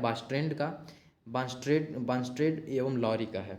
अम्ल वह यौगिक है जिसमें इलेक्ट्रॉन की एक निर्जन जोड़ी स्वीकार करने की प्रवृत्ति होती है। यह सिद्धांत लुईस का इलेक्ट्रॉनिक सिद्धांत है। अम्ल स्वाद में कैसा होता है? तो खट्टा होता है। और अम्ल का pH मान देखिए 7 से कम होता है, याद रखिएगा। अम्ल का जलीय विलयन नीले लिटमस को लाल कर देता है। फिनोफ्थैलीन किसके साथ गुलाबी रंग देता है? तो क्षार के साथ। जो पदार्थ क्षार व अम्ल के साथ भिन्न भिन्न रंग दे उन्हें क्या कहते हैं? तो सूचक। अमोनियम क्लोराइड का जलीय विलयन कैसा होता है? हल्का अम्लीय होता है। शुद्ध जल में हाइड्रोजन आयन सांद्रण का मान कितना होता है? तो 10⁻⁻7 होता है। सभी अम्ल धातुओं से क्रिया करके कौन सी गैस निकालते हैं? तो हाइड्रोजन निकालते हैं। हाइड्रोजन सभी अम्लों का एक आवश्यक अवयव है, यह किसने कहा था? डेवी ने। सभी लवण कैसे होते हैं? तो विद्युत अवघट्य होते हैं। उदासीनीकरण की अभिक्रिया में क्या बनता है? तो लवण तथा जल बनता है। जटिल लवण का एक उदाहरण क्या है? तो K2HgCl4, ठीक, I4। आगे देखेंगे, कॉपर सल्फेट का जलीय घोल प्रकृति में अम्लीय होता है, वह किसके कारण? तो हाइड्रोलाइसिस के कारण होता है। अम्लों की प्रबलता का घटता हुआ क्रम क्या है? अम्ल, देखिए सबसे ज़्यादा अम्ल किस में होता है? HCl में होता है, उसके बाद HNO3 में, फिर उसके बाद H2SO4 में, फिर CH3COOH में होता है। 3.1 के अनुपात में सांद्र हाइड्रोक्लोरिक अम्ल एवं सांद्र नाइट्रिक अम्ल ताजे मिश्रण को क्या कहते हैं? तो अम्लराज कहते हैं, ठीक, इनके मिश्रण को कहते हैं अम्लराज। और अम्लराज मुख्य रूप से कहते हैं H2SO4 को, ठीक है। अगले पॉइंट पे बात करें, सोना और प्लेटिनम को गलाने में किस अम्ल का प्रयोग किया जाता है? तो अम्लराज का। ऐसा यौगिक जो अम्ल से प्रतिक्रिया कर लवण एवं जल देता है उसे क्या कहते हैं? तो भस्म कहते हैं, बेस। वह यौगिक जिसमें प्रोटॉन ग्रहण करने की क्षमता हो भस्म कहलाता है। यह किसकी परिकल्पना है? तो बास्टेन एवं लॉरी की, ठीक। आगे देखेंगे, वह यौगिक जिसमें इलेक्ट्रॉन की एक निर्जन जोड़ी प्रदान करने की क्षमता होती है भस्म कहलाता है। यह सिद्धांत लुईस का है। भस्म कितने प्रकार के होते हैं? तो 2 प्रकार के, जल में विलेय एवं जल में अविलेय। वैसी भस्म जो जल में विलेय होती है वो क्षार कहलाती है, और घरों में चूना पोतने में, गारा एवं प्लास्टर बनाने में, ब्लीचिंग पाउडर बनाने में, चमड़े के ऊपर एवं बाल साफ करने में, जल को मृदु बनाने में, अम्ल के जलन पर मरहम पट्टी करने में किस भस्म का उपयोग किया जाता है? तो कैल्शियम हाइड्रोक्साइड का, CaOH का होल ट्वाइस का उपयोग किया जाता है, ठीक है। आगे देखिए, साबुन बनाने में, पेट्रोलियम साफ करने में, दवा बनाने में, कपड़ा एवं कागज बनाने में, कारखानों को साफ करने में किस भस्म का प्रयोग करते हैं? तो कास्टिक सोडा या सोडियम हाइड्रोक्साइड का प्रयोग करते हैं। पेट की अम्लीयता को दूर करने में किस भस्म का उपयोग किया जाता है? तो ये मिल्क ऑफ मैग्नीशिया या मैग्नीशियम हाइड्रोक्साइड, MgO3 का होल ट्वाइस, और खाने का सोडा या सोडियम बाइकार्बोनेट NH CO3 का प्रयोग किया जाता है। अम्ल एवं भस्म की प्रक्रिया के फलस्वरूप किसका निर्माण होता है? तो लवण एवं जल का। खाने के रूप में एवं अचार के परिरक्षण में किसका उपयोग करते हैं? तो साधारण नमक या सोडियम क्लोराइड का, NaCl। कपड़े धोने में किस लवण का प्रयोग करते हैं? तो सोडियम सोडा, धावन सोडा या सोडियम कार्बोनेट, यानी Na2CO3 × 10H2O। आगे बात करें, किस लवण का उपयोग अपमार्जक का चूर्ण बनाने में किया जाता है? तो कास्टिक सोडा या सोडियम हाइड्रोक्साइड, NaOH का। बारूद बारूद क्या है? बारूद बनाने में किस लवण का उपयोग करते हैं? तो पोटेशियम नाइट्रेट, KNO3 का। पीएच मूल्यांक क्या दर्शाता है? किसी घोल का अम्लीय एवं क्षारीय होना। शराब का पीएच मान कितना होता है? तो याद रखिएगा, सभी पीएच मान बहुत इंपॉर्टेंट है, ठीक। देखिए, शराब का जो पीएच मान होता है, शराब का पीएच मान कितना होता है? तो 2.8 होता है। मानव मूत्र का पीएच मान 4.6 से 8.4 होता है। समुद्र के जल का पीएच मान होता है 8.5। आंसू का पीएच मान होता है 7.4। मानव लार का पीएच मान होता है 6.5 से 7.5। जल का पीएच मान होता है 7, ठीक। और दूध का पीएच मान कितना होता है? तो 6.4 होता है, ठीक, 6.4 होता है। सिरके का देखिए पीएच मान कितना होता है? तो 3 होता है। कितना होता है? 3 होता है। आगे देखिए, मानव रक्त का पीएच मान 7.4 होता है। नींबू के रस का पीएच मान 2.4 होता है। NaCl का पीएच मान 7 होता है, ठीक। कौन पीएच पैमाने पर किसने पता लगाया? तो सारेंसन ने, ठीक। उदासीन घोल,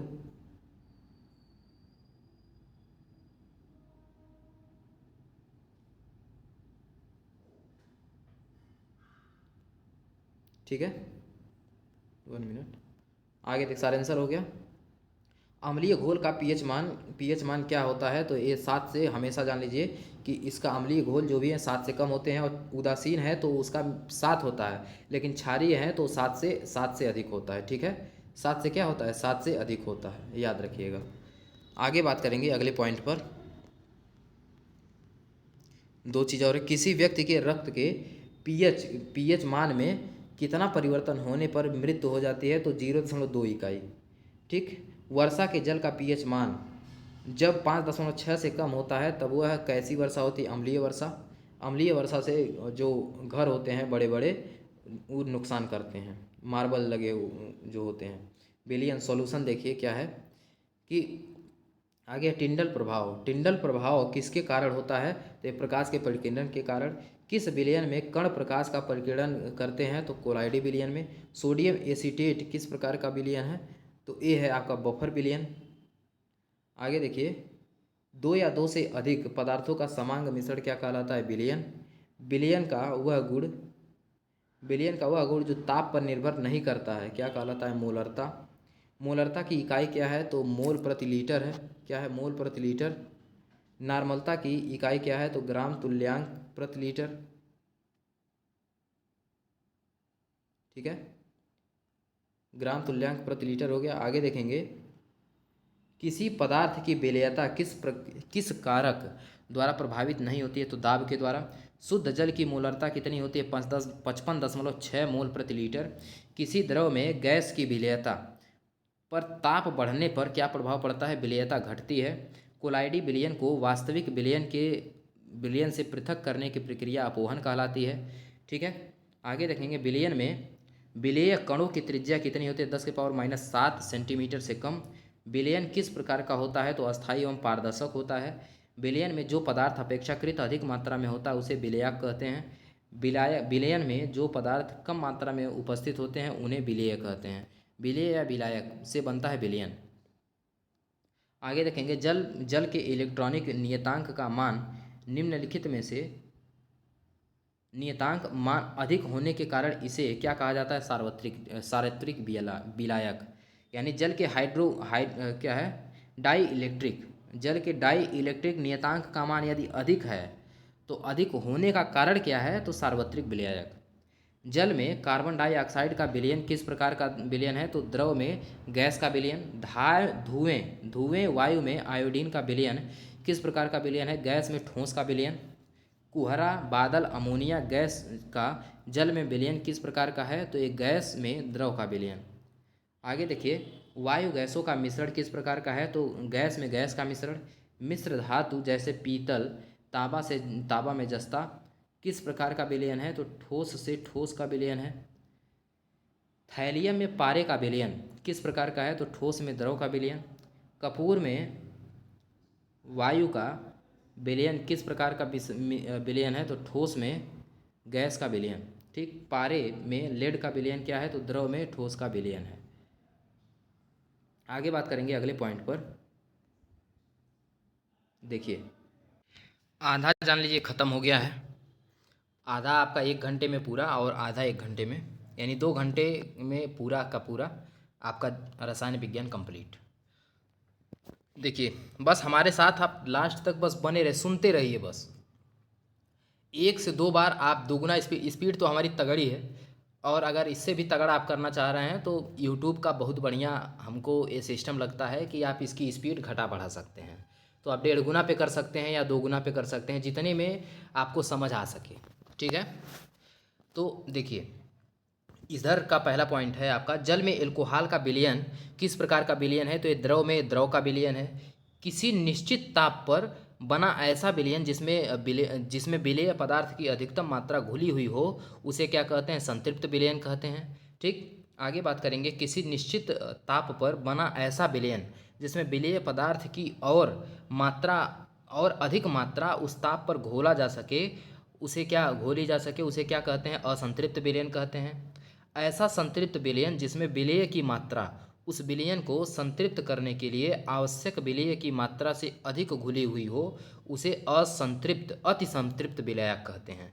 ठीक है, आगे देखेंगे अगले पॉइंट, किसी निश्चित ताप पर ताप और दाब पर 100 ग्राम विलायक में घुलने वाली विलेय की अधिकतम मात्रा को उस विलायक में उस विलायक में या उस विलायक को क्या कहते हैं, तो विलेयता कहते हैं। ठीक है, विलेयता का सूत्र क्या होता है, तो विलेयता बराबर विलेय की मात्रा बटे विलायक की मात्रा गुणे 100। ठीक है, किसी पदार्थ की विलायक में विलेयता किस प्रकार निर्भर करती है, तो विलायक तथा विलेय की प्रकृति पर, ताप एवं दाब पर, सब पे निर्भर करती है। ठीक, विलेयता पर दाब का क्या प्रभाव पड़ता है, तो विलेयता बढ़ती है। किसी विलायक या विलयन की इकाई मात्रा में उपस्थित विलेय की मात्रा को क्या कहते हैं, तो विलयन का सांद्रण कहते हैं। जिस विलयन में विलेय की पर्याप्त मात्रा घुली हुई रहती है उसे क्या कहा जाता है, सांद्र विलयन कहते हैं। जिस विलयन में विलेय की पर्याप्त मात्रा कम घुली हुई रहती है उसे क्या कहते हैं, तो उसे तनु विलयन कहते हैं। ठीक है, आगे देखेंगे, किस गैस में द्रव या ठोस कणों का परिक्षेपण क्या कहलाता है, एरोसोल। और जब परिक्षेपित कण ठोस होता है तो ऐसे एरोसोल को क्या कहते हैं, तो धुआं कहते हैं। जब परिक्षेपित पदार्थ द्रव होता है तो ऐसे एरोसोल को क्या कहते हैं, तो कोहरा कहते हैं। ठीक है, क्या कहते हैं, कोहरा कहते हैं। ठीक, जब किसी पदार्थ के कण परमाणु अणु या आयन दूसरे पदार्थ के कणों के इर्द गिर्द छितरा दिए जाते हैं, मतलब फैला दिए जाते हैं, तो यह क्रिया क्या कहलाती है, परिक्षेपण कहलाती है। परिक्षेपण के फलस्वरूप कितने प्रकार के पदार्थ बनते हैं, 2 प्रकार, विषमांग और समांग। निलंबन में परिक्षेपित कणों का आकार कितना होता है, तो 10⁻³ सेंटीमीटर से 10⁻⁴ सेंटीमीटर या इससे अधिक होता है। नदी का गंदा पानी और वायु में धुआं किस विधि के द्वारा अलग किए जाते हैं, तो निलंबन के द्वारा। कोलाइड में परिक्षेपित कणों का आकार कितना होता है, 10⁻5 सेंटीमीटर से 10⁻7 सेंटीमीटर के बीच। कोलाइड के उदाहरण क्या हैं, तो दूध, गोंद, रक्त, स्याही आदि। ऐसा कोलाइड जिसमें ठोस कण द्रव में प्रक्षेपित होते हैं उसे सोल कहते हैं। ठीक, रबर के दस्तानों का निर्माण किसके द्वारा होता है, विद्युत लेपन द्वारा रबर सोल से होता है। आगे देखिए, अगला पॉइंट है आपका, ऐसा कोलाइड जिसमें ठोस कण द्रव में समान रूप से परिक्षेपित तो होते हैं पर उनमें प्रवाहता नहीं होती है, तो ऐसे को क्या कहते हैं, जैल कहते हैं। जब परिक्षेपण का माध्यम जल एल्कोहल एवं बेंजीन हो तो कोलाइडों को क्रमशः क्या कहते हैं, तो हाइड्रोसिल या हाइड्रोहॉल्स या बेंजोसॉल। ठीक, जब किसी कोलाइड में द्रव के सारे कण दूसरे द्रव के सारे कणों में परिक्षेपित हो जाते हैं लेकिन घुले नहीं होते हैं तो इस कोलाइड को पायस कहते हैं। ठीक, पायस बनने की प्रक्रिया क्या कहलाती है, तो पायसीकरण कहलाती है।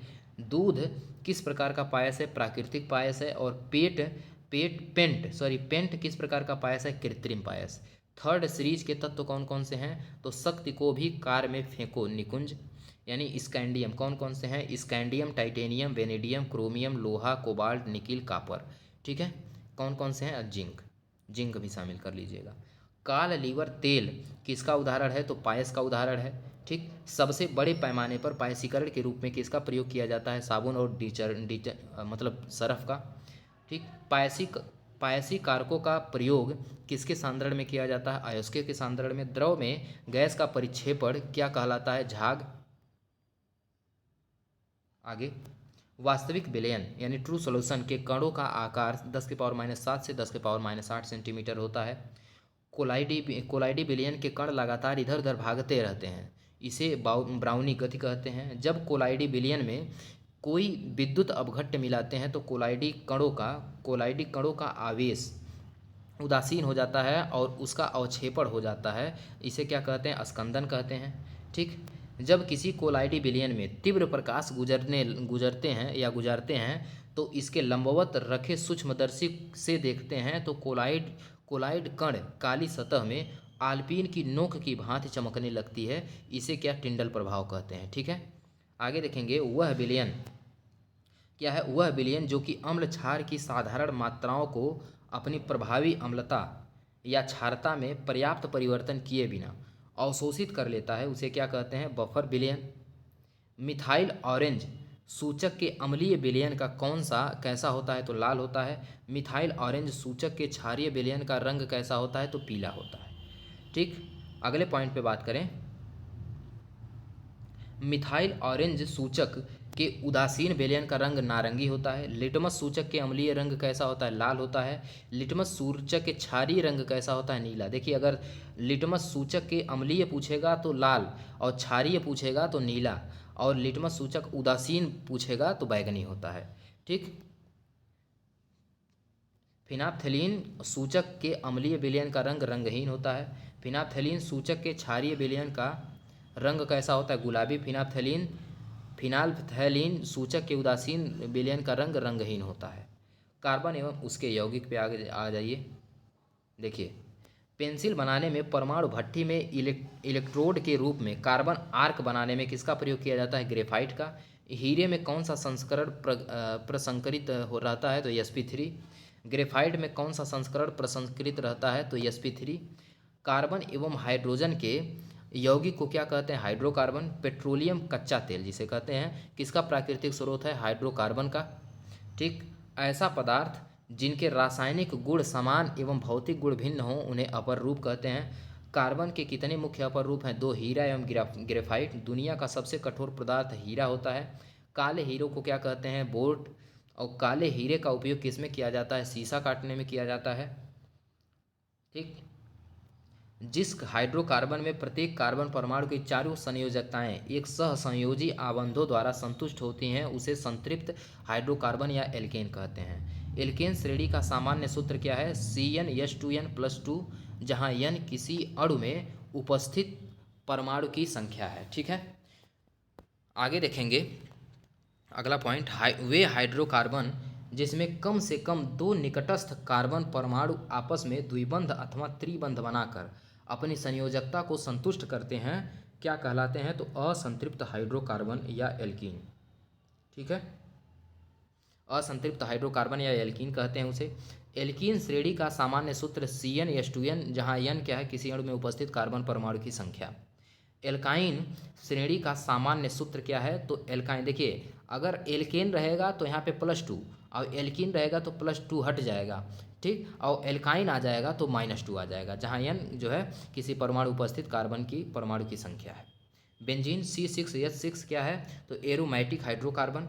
बेंजीन H6 इसका फार्मूला होता है, याद रखिए। संरचना किस प्रकार होती है? तो वलय के आकार की। जब 2 या 2 से अधिक यौगिकों के अणुसूत्र समान होते हैं परंतु उनके गुणों में अंतर होता है, तब इस विशेष गुण को क्या कहते हैं? समानवयता। ठीक, समावयवता कहते हैं। परमाणु के भिन्न बंधों के कारण उत्पन्न समावयवता क्या कहलाती है? संरचनात्मक समावयवता। अंतरिक्ष में परमाणुओं के भिन्न प्रबंध के कारण उत्पन्न समावयवता क्या कहलाती है? तो त्रिविम समावयवता। पॉलीएमाइड रेशे का क्या उदाहरण है? नायलॉन। ठीक, अगले पॉइंट पे बात करें। देखिए, नायलॉन का निर्माण सर्वप्रथम किस वर्ष में हुआ था? तो ये 1935 में हुआ था। मछली पकड़ने के जाल में, पैरासूट के कपड़े में, टायर, दांत ब्रश व पर्वतारोहण के लिए रस्सी आदि बनाने में किस रेशे का प्रयोग किया जाता है? तो नायलॉन का। सेलुलोज से बने कृत्रिम रेशे को क्या कहते हैं? रेयान। कपड़ा बनाने में, कालीन बनाने में, चिकित्सा क्षेत्र में लिंट या जाली बनाने में किस रेशे का प्रयोग करते हैं? तो रेयान का ही प्रयोग करते हैं। ठीक, पॉलिस्टर को कहाँ विकसित किया गया? तो इंग्लैंड में। हाइड्रॉक्सिल तथा कार्बोक्सिलिक समूह के मध्य अभिक्रिया के परिणाम स्वरूप क्या बनता है? एस्टर समूह। कपड़े के रूप में पाल नौकाओं का पाल बनाने में अग्निशमन के लिए प्रयुक्त हौज पाइप बनाने में किसका प्रयोग किया जाता है? पॉलिस्टर का प्रयोग किया जाता है। अंतरिक्ष यान क्या है?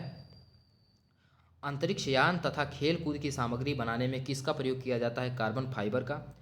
जब एक ही यौगिक के 2 या 2 से अधिक आपस में संयोग करके एक बड़ा अणु बनाते हैं तब इस प्रक्रिया को बहुलीकरण कहते हैं। ठीक, बहुलीकरण अभिक्रिया में भाग लेने वाले अणु को क्या कहते हैं? मोनोमर कहते हैं। बहुलीकरण अभिक्रिया में प्राप्त उत्पाद को क्या कहते हैं? बहुलक। बहुलक अणुभार किसके अणुभार का गुणक होता है? तो मूल यौगिक के अणुभार का। स्टार्च एवं सेलुलोज किस बहुलक के उदाहरण है? प्राकृतिक बहुलक के। ठीक, आगे देखेंगे, जो प्लास्टिक गर्म करने पर मुलायम तथा ठंडा करने पर कठोर हो जाता है उसे थर्मोप्लास्टिक कहते हैं। पॉलीस्टाइरीन, पॉलीथीन, नायलॉन, पॉलीवाइनिन, क्लोराइड तथा टेफ्लॉन किस प्रकार के प्लास्टिक हैं? तो ये थर्मोप्लास्टिक हैं। पॉलीथीन किसके उच्च ताप एवं उच्च दाब पर बहुलीकरण के फलस्वरूप प्राप्त होता है? तो एथिलीन के, यानी C2H4 के। सूत्र भी आपको याद रखना है धीरे धीरे। पॉलीस्टाइरीन किसके बहुलीकरण के फलस्वरूप प्राप्त होता है? तो फेनिल एथिलीन के। अम्ल रखने के कवर तथा सेलों के कवर आदि बनाने में किसका उपयोग करते हैं? पॉलीस्टाइरीन का। पतली चादरें, फिल्में, बरसाती सीट कवर आदि बनाने में किसका उपयोग करते हैं? तो पॉलीविनाइल क्लोराइड का प्रयोग करते हैं। ऐसे अनुत्क्रमणीय बहुलकों को क्या कहते हैं, जिन्हें एक बार गर्म करने पर इच्छित आकार में ढाला जा सकता है लेकिन दोबारा गर्म करने पर मुलायम नहीं किया जा सकता? उन्हें ताप दृढ़ बहुलक कहते हैं। ठीक है। कौन सी प्लास्टिक ताप दृढ़ बहुलक का उदाहरण है? तो थर्मोसेटिंग प्लास्टिक। बैकेलाइट तथा मेलामाइन किस प्रकार के प्लास्टिक हैं? तो थर्मोसेटिंग प्लास्टिक हैं ये सब। बैकेलाइट कैसे प्राप्त किया जाता है? तो फिनाल तथा फार्मेल्डिहाइड को सोडियम हाइड्रोक्साइड की उपस्थिति में गर्म करने पर। ठीक है। आगे देखेंगे, आगे रेडियो, टेलीविज़न आदि के केस, बाल्टी आदि बनाने में किसका उपयोग किया जाता है? तो बैकेलाइट का। प्राकृतिक रबड़ किसका बहुलक है? आइसोप्रीन का। अब फोर्थ सीरीज के तत्व देखेंगे। यार जरा नंबर मिला दो, जरा नंबर मिला तो राजू रमन प्रसाद चांदी वाले का। ठीक है। आगे देखिए, पहला है क्या है? इरेट्रियम। क्या है? इट्रियम। पहला तत्व क्या है? इट्रियम है। जर्कोनियम है, नायोबियम है, और मालिब्डेनम है, टेक्नीशियम है, रुथनियम, रेडियम और पैलेडियम, और क्या है आपका? सिल्वर है और कैडमियम है। ये सभी तत्व कैसे हैं? फोर्थ सीरीज के तत्व हैं, याद रखिएगा। ठीक। आगे है प्राकृतिक रबड़। प्राकृतिक रबड़ को सल्फर के साथ मिलाकर गर्म करने की क्रिया क्या कहलाती है? वल्कनीकरण। और रबड़ क्या है? आगे देखेंगे, रबड़ आसानी से किसमें घुल जाता है? कार्बन डाइऑक्साइड में। नियोप्रीन किसके बहुलीकरण से बनता है? तो 2-क्लोरोब्यूटाइन से। क्या है? ब्यूटाडाइन से। विद्युत रोधी पदार्थ, विद्युत तार, कन्वेयर बेल्ट व खनिज तेल ले जाने वाले पाइप बनाने में किसका प्रयोग किया जाता है? नियोप्रीन का। डाइक्लोरोइथेन और पॉलीसल्फाइड की क्रिया से किसे बनाया जाता है? तो थायोकॉल को। आगे है, ऑक्सीजन मुक्त करने वाले रसायनों के साथ मिलाकर रॉकेट इंजनों में ठोस ईंधन के रूप में किस रबड़ का प्रयोग करते हैं? तो थायोकॉल रबड़ का। वे श्रृंखला युक्त ठोस जिनकी लंबाई चौड़ाई अपेक्षाकृत सैकड़ों या हजारों गुना अधिक हो क्या कहलाते हैं? रेसे फाइबर। मानव द्वारा संश्लिष्ट किया गया पहला रेशा कौन सा है? तो नायलॉन है। नायलॉन शब्द किससे मिलकर बना है? तो न्यूयॉर्क शहर के तथा लंदन के लॉन से मिलकर। ईंधन की बात करें अब, देखिए, कच्चे पेट्रोलियम को किस विधि द्वारा शुद्ध किया जाता है? तो प्रभाजी आसवन द्वारा। ईंधन, मोटर एवं स्प्रिट के रूप में किसका प्रयोग किया जाता है? तो पेट्रोल एवं गैसोलीन का। संश्लिष्ट रेशे के उत्पादन के रूप में किसका उपयोग किया जाता है? नेफ्था का। लैंप एवं स्टोव जलाने के लिए किसका उपयोग किया जाता है? तो कैरोसिन तेल का। डीजल इंजन में ईंधन के रूप में डीजल का प्रयोग किया जाता है। ठीक। अगले पॉइंट की बात करें, देखिए अगला है स्नेहक के रूप में। किसके रूप में? स्नेहक के रूप में एवं दवा बनाने में किसका उपयोग करते हैं? तो स्नेहक तेल तथा पेट्रोलियम जेली का। मोमबत्ती एवं जल रोधी बनाने में किसका उपयोग किया जाता है? पैराफिन मोम का। सड़क बनाने में किस पेट्रोलियम उत्पाद का प्रयोग करते हैं? तारकोल एवं बिटुमिन का। वह पदार्थ जो हवा में जलकर बगैर अनावश्यक उत्पाद के ऊष्मा उत्पन्न करता है उसे ईंधन कहते हैं। ठीक है। आगे देखेंगे, सभी ईंधनों में किसका ऊष्मीय मान सबसे अधिक होता है? तो हाइड्रोजन का।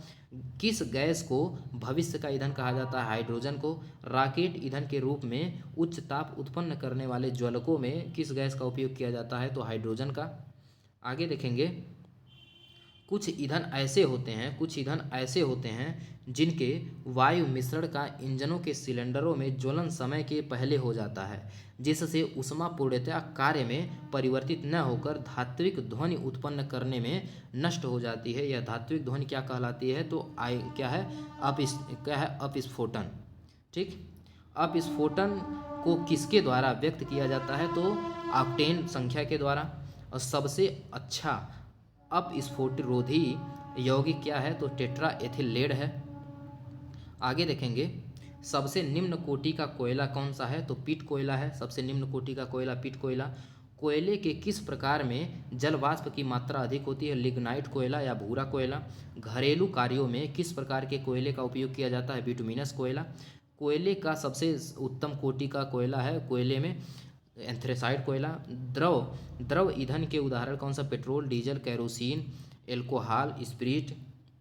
आगे देखिए, घरों में प्रयोग की जाने वाली गैस अवस्था द्रव अवस्था में।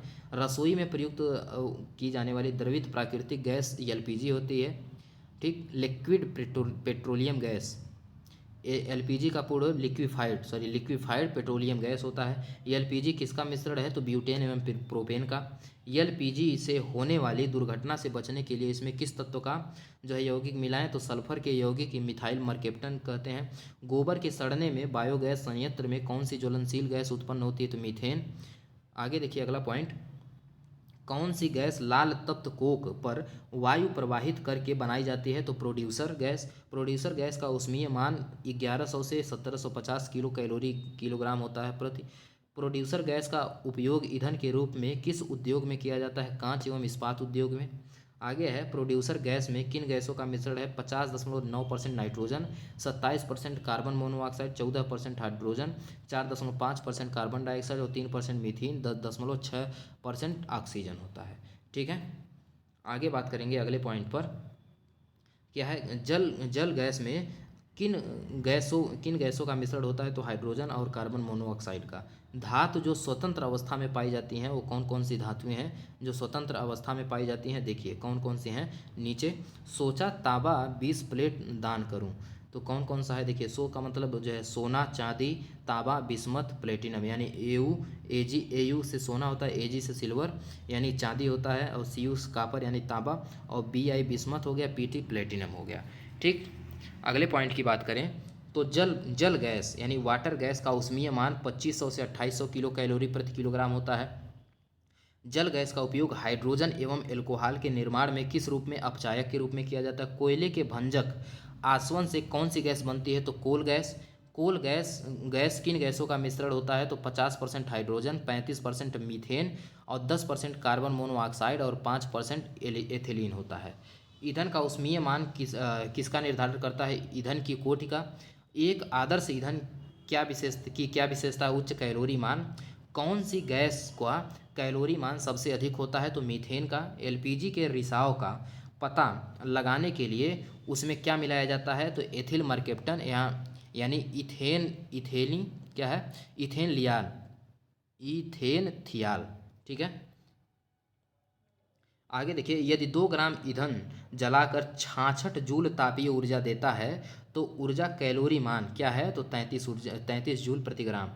किस ताप पर बायोगैस संयंत्र की उत्पादन दर अनुकूल होती है? 25 डिग्री सेंटीग्रेड पर। कैरोसिन जल्दी आग नहीं पकड़ता परंतु पेट्रोल जल्दी आग पकड़ लेता है, क्यों? पेट्रोल का ज्वलन ताप कैरोसिन से कम होता है। पवन चक्की पवन चक्की पवन चक्की में ऊर्जा किस रूप में परिवर्तित होती है? गतिज ऊर्जा से जो है गतिज ऊर्जा के रूप में। कैरोसिन तेल का ऊष्मीय मान 48 किलो जूल होता है। ईंधन में किसका ऊष्मीय मान सबसे अधिक होता है? तो हाइड्रोजन का। पीट कोयला में कार्बन की मात्रा 27% या उससे कम। प्राकृतिक ईंधन यानी गैसीय हाइड्रोकार्बन की मात्रा 95% होती है। प्रोड्यूसर गैस में ईंधन का काम क्या होता है? तो कार्बन मोनोऑक्साइड का। धातुओं की बात करें तो शुद्ध सोना कितने कैरेट का होता है? 24। और आभूषण बनाने के लिए किस सोने का उपयोग किया जाता है? तो 22 कैरेट का। 22 कैरेट के सोना का उपयोग किया जाता है। ठीक, आगे देखिए, झूठा सोना या बेवकूफ़ों का सोना फूड्स गोल्ड किसे कहते हैं? तो आयरन परऑक्साइड को, FeS2 को। स्वर्ण लेपन में किसका प्रयोग विद्युत अपघट्ट के रूप में होता है? तो पोटेशियम ओरिसोसाइनाइड का। सर्प विषरोधी सुई बनाने में किसका उपयोग किया जाता है? आरिक क्लोराइड का। सफ़ेद सोना किसे कहते हैं? तो प्लेटिनम को सफ़ेद सोना कहते हैं। ठीक, क्विक सिल्वर के नाम से किसे जाना जाता है? पारे को। पारे का निष्करण मुख्यतः किस में होता है? सीने बार में। ट्यूबलाइट में क्या भरा जाता है? तो पारे की वाष्प और आर्गन। सबसे अधिक अस्थायी तत्व सीसा होता है। जल पर तैरने वाली धातु सोडियम होती है, मतलब जल से बहुत तेज अभिक्रिया करती है सोडियम। ठीक है। कौन सी धातु ठोस अवस्था में नहीं पाई जाती है? तो पारा। कौन सी धातु अपने ही ऑक्साइड की परत से रक्षित होती है? एल्यूमिनियम। ठीक। आगे देखिए, ऐसे तत्व हाइड्रोजन के अतिरिक्त जो अन्य जो इलेक्ट्रॉनों को त्याग कर धन आयन प्रदान करते हैं उन्हें क्या कहते हैं? तो धातु। और धातुओं में विद्युत चालकता का घटता हुआ क्रम, चांदी में सबसे ज़्यादा विद्युत होता है चालकता, तांबा, उसके एल्यूमिनियम, टंगस्टन।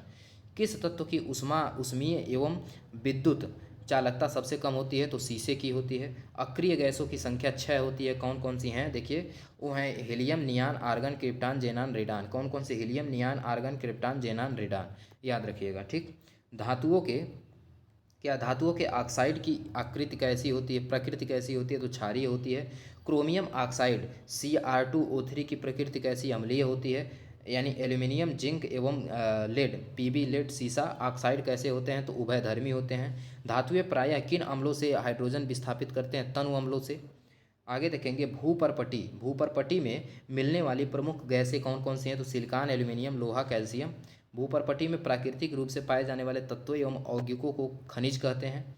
वे खनिज जिनसे धातुओं को सुगमतापूर्वक एवं लाभकारी रूप में निष्कर्षित किया जा सकता है, क्या कहते हैं? उसे अयस्क कहते हैं। ठीक है। आगे देखेंगे अगला पॉइंट देखेंगे, अयस्कों से क्या है? अयस्कों से धातुओं के निष्कर्षण तथा परिष्करण में सम्मिलित विभिन्न प्रक्रमों को क्या कहते हैं? तो धातुकर्म कहते हैं। अयस्क में मिले अशुद्ध पदार्थ को क्या कहते हैं? गैंग कहते हैं। अयस्क में मिले अशुद्ध पदार्थ को ही क्या कहते हैं? गैंग। को हटाने के लिए बाहर से मिलाए गए पदार्थ को क्या कहते हैं? तो फ्लक्स कहते हैं, फ्लक्स।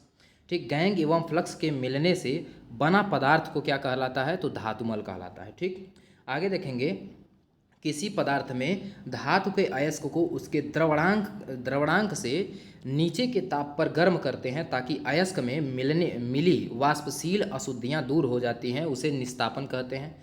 किस प्रक्रिया में धातु के अयस्क को गर्म हवा की उपस्थिति में उसके द्रवणांक से नीचे के ताप पर गर्म करते हैं ताकि इसमें मिली अशुद्धि आस्कीकृत हो जाएं? इसे भर्जन कहते हैं, यानी रोस्टिंग कहते हैं। ठीक। आगे देखेंगे अगला पॉइंट, किस प्रक्रिया में धातु के अयस्क को कोक एवं फ्लक्स की उपस्थिति में उसके द्रवणांक से ऊपर ताप पर गर्म करते हैं जिससे शुद्ध धातु प्राप्त होता है? स्मेल्टिंग कहते हैं। इसे क्या कहते हैं? इसे स्मेल्टिंग कहते हैं। याद रखिएगा। आगे देखेंगे, कार्बोनेट अयस्क को किस विधि द्वारा धातु ऑक्साइड में परिवर्तित किया जाता है? तो ये निस्तापन द्वारा। सल्फाइड अयस्क को किस विधि द्वारा धातु ऑक्साइड में परिवर्तित किया जाता है? तो ये भर्जन द्वारा किया जाता है। आगे देखेंगे अगला पॉइंट, कह रहा है कि धातुओं का उनकी सतह पर वायु एवं आर्द्रता के प्रभाव द्वारा नष्ट होना क्या कहलाता है? संक्षारण। ठीक। आगे है, लोहे में जंग लगना, तांबे की सतह पर हरे रंग की परत चढ़ना, चांदी की वस्तुओं का काला हो जाना किस प्रक्रिया का उदाहरण है? तो संक्षारण का उदाहरण है। किस प्रक्रिया का उदाहरण है? याद रखिएगा, संक्षारण का। लोहे में जंग लगना किस प्रकार का परिवर्तन है? तो रासायनिक परिवर्तन है। ठीक। जंग लगने से लोहे पर क्या प्रभाव पड़ता है? लोहे का भार बढ़ जाता है। ठीक। लोहे में जंग लगने से किस पदार्थ का निर्माण होता है? तो फेरिक ऑक्साइड FeO3XO ठीक, इंटू H2O है, गुणे नहीं, जहाँ X जल के अणुओं की संख्या को दर्शाता है। ठीक। लोहे को जंग से किस प्रकार बचाया जा सकता है? पेंट करके, तेल लगाकर, ग्रीस लगाकर, यसद लेपन करके, ठीक, या क्रोमियम लेपन करके, या एनोडीकरण या मिश्र धातु बनाकर, किसी भी प्रकार से बचाया जा सकता है। आगे है, लोहे एवं इस्पात को जंग से सुरक्षित रखने के लिए उन पर जस्ते की पतली परत चढ़ाने की विधि को क्या कहते हैं? यसद लेपन। कैडमियम यानी CD पारा शरीर के किस अंग को नष्ट करते हैं? तो गुर्दों को। लेड यानी शरीर के किस अंग को प्रभावित करते हैं? तो जिगर, मस्तिष्क, केंद्रीय तंत्रिका को। टंगस्टन का गलनांक लगभग 338 डिग्री से यानी 3380 से 3400 डिग्री सेंटीग्रेड होता है। भारत में टंगस्टन का उत्पादन किस खान से होता है? तो राजस्थान में नागौर, और नागौर जिला है ये सबसे पहले, जान लीजिए कि सबसे पहले पंचायत का गठन यही नागौर में हुआ था और राजस्थान में सबसे पहले। डेगाना, उसके बाद सिरोही, बलदा, उडवारिया, पाली, मोतिया आदि, ये सभी राजस्थान में। ठीक। टंगस्टन तंतु के उपचयन को रोकने के लिए क्या किया जाता है? तो बिजली के बल्ब से हवा निकाल दी जाती है। जिरकोनियम, जिरकोनियम धातु किसमें जलती है? ऑक्सीजन तथा नाइट्रोजन में। अगले पॉइंट की बात करें, देखिए क्या है, क्या है, बेडोलेआइट। बेडोलेआइट किसका अयस्क है? तो जिरकोनियम का। न्यूट्रॉनों को अवशोषित करने के कारण नाभिकीय रिएक्टर में किसका उपयोग किया जाता है? तो जर्कोनियम, कैडमियम एवं बोरान का। बोराइल किस धातु का मुख्य अयस्क है? तो बेरिलियम का। फ्रांसियम, फ्रांसियम क्या है? तो एक रेडियो सक्रिय द्रव धातु है। स्टेनस सल्फाइड को क्या कहते हैं? तो मोजेइक गोल्ड कहते हैं। ठीक। स्टेनस सल्फाइड का प्रयोग किस रूप में किया जाता है? तो पेंट के रूप में। कौन सी धातु अपरूपता प्रदर्शित करती है? तो टिन। सबसे भारी धातु कौन सी है? ओस्मियम है। सबसे कठोर धातु कौन सी है? टंगस्टन है। बैराइटा वाटर किसे कहा जाता है? तो बैरियम हाइड्रॉक्साइड को। किस धातु का उपयोग बैरियम मील में उदर के एक्सरे के रूप में किया जाता है? तो बेरियम सल्फेट का। आतिशबाजी के दौरान हरा रंग किसकी उपस्थिति के कारण होता है? तो बेरियम की उपस्थिति के कारण होता है। किसके कारण? बेरियम की उपस्थिति के कारण होता है। आतिशबाजी के दौरान लाल चटक रंग किसकी उपस्थिति के कारण? स्ट्रांसियम की उपस्थिति के कारण होता है। सबसे हल्का धात्विक तत्व लिथियम है। कौन सी धातु अपनी कम अभिक्रियाशील के कारण स्वतंत्र अवस्था में पाई जाती है? तो चांदी, सोना, तांबा, प्लेटिनम तथा बिस्मिथ। ठीक। उत्कृष्ट धातुएं कौन सी हैं? सोना, प्लेटिनम, चांदी, पारा। ठीक। धातुओं में सबसे अधिक आघातवर्ध्य धातु कौन सी है? तो सोना व चांदी। आघात मतलब कि सबसे ज़्यादा तोड़ा मोड़ा जा सकता है, यानी सबसे एकदम इनको पीट पाट के इतना पतला कर दिया जाता है तब तक ये टूटती नहीं है। विद्युत धारा के प्रवाह में कौन सी धातु अपेक्षाकृत अधिक प्रतिरोधी उत्पन्न करती हैं? तो पारा व लोहा। विद्युत धारा की सर्वोत्तम चालक कौन सी है? तो चांदी एवं तांबा। कार्बोटाइप क्या है? कार्नोटाइट का रासायनिक नाम क्या है? Potassium uranyl bended. कैंसर रोग इलाज के लिए किस धातु के समस्थानिक का उपयोग होता है? तो ये कोबाल्ट का। पनडुब्बी जहाज़ों तथा अस्पताल आदि की बंद हवा को शुद्ध करने में किसका उपयोग किया जाता है? सोडियम परऑक्साइड का। ग्रीनोकाइट किसका मुख्य अयस्क है? कैडमियम का। किस धातु का उपयोग नाभिकीय रिएक्टरों में न्यूट्रॉन मंदक के रूप में, संग्राहक बैटरियों में तथा निम्न गलनांक की मिश्र धातु बनाने में किया जाता है? तो कैडमियम का। एंटीनाइड क्या है? तो एंटीनाइड रेडियो सक्रिय तत्वों का समूह है। विश्व प्रसिद्ध एफिल टावर का आधार क्या है? स्टील एवं सीमेंट। थूलियम का संकेत क्या होता है? तो टीएम। रेडियम का निष्कर्षण किससे किया जाता है? पीच ब्लेड से रेडियम का निष्कर्षण सर्वप्रथम किसने किया था? तो ये किया था मैडम क्यूरी ने। वायुयान के निर्माण में कौन सी धातु प्रयुक्त किए जाते हैं? तो पैलेडियम। ठीक। अगले पॉइंट की बात करें, कौन सी धातु कमरे के ताप पर द्रव अवस्था में पाई जाती है? पारा यानी मरकरी, Hg से प्रदर्शित करते हैं। किस धातु का उपयोग फोटो इलेक्ट्रिक सेल में किया जाता है? सेलेनियम का। किस धातु में लोहा उपस्थित होता है? साइटोक्रोम में। किस धातु का प्रयोग जल को मृदु बनाने में किया जाता है? जियोलाइट का। ठीक। किस यौगिक को पर्ल एस कहते हैं? तो पोटेशियम कार्बोनेट का। K2CO3 यानी निकिल, क्रोमियम और आयरन की मिश्र धातु को क्या कहते हैं? नाइक्रोम। विद्युत हीटर की कुंडली किस धातु की बनी होती है? तो नाइक्रोम की। क्रोमियम अम्ल का रासायनिक नाम क्या है? Chromium trioxide. ब्रिटेनिया धातु किन धातुओं की मिश्र धातु है? एंटीमनी, तांबा व टिन की। बारूद किन पदार्थों का मिश्रण है? तो 75% पोटेशियम नाइट्रेट और 10% गंधक, 15% चारकोल व अन्य पदार्थ। बैबिट धातु में क्या होता है? तो 89% टिन, 9% एंटीमनी व 2% तांबा। समूह 1 के तत्व कहलाते हैं क्षार धातुएं, समूह 2 के तत्व क्षारीय मृदा धातुएं कहलाती हैं। ठीक। किस धातु को रणनीतिक धातु कहते हैं? तो टाइटेनियम को। वायुयान का फ्रेम तथा इंजन बनाने में तथा नाभिकीय रिएक्टरों में किस धातु का प्रयोग करते हैं? टाइटेनियम का। फ्लैश बल्बों में नाइट्रोजन गैस के वायुमंडल में किसका तार रखा जाता है? तो मैग्नीशियम का। जल रोधी कपड़े तैयार करने में किसका उपयोग किया जाता है? पैराफिन मोम का। आगे है, कैल्शियम कार्बाइड कार्बाइड पर जल की प्रतिक्रिया से कौन सी गैस उत्पन्न होती है? Acetylene gas. किस प्रकार के लोहे कार्बन की मात्रा सबसे कम 0.12 से 0.25% रहती है? तो पिटवा लोहे की। चांदी के चम्मच से अंडा खाना वर्जित क्यों होता है? तो चांदी अंडे में उपस्थित गंधक से प्रतिक्रिया कर काले रंग का सिल्वर सल्फाइड बनाती है, जिससे चम्मच नष्ट हो जाती है। ऊर्ध्वपाती पदार्थ कौन कौन से हैं? अनेक आय का मतलब है अमोनियम क्लोराइड। क्या है? Ammonium chloride, naphthalene, Kapoor, iodine, anthracene. ठीक, ये सभी क्या हैं? तो ऊर्ध्वपाती गैसें हैं। अगला पॉइंट है, सोने को कठोर बनाने में उसमें क्या मिलाया जाता है? तांबा एवं चांदी।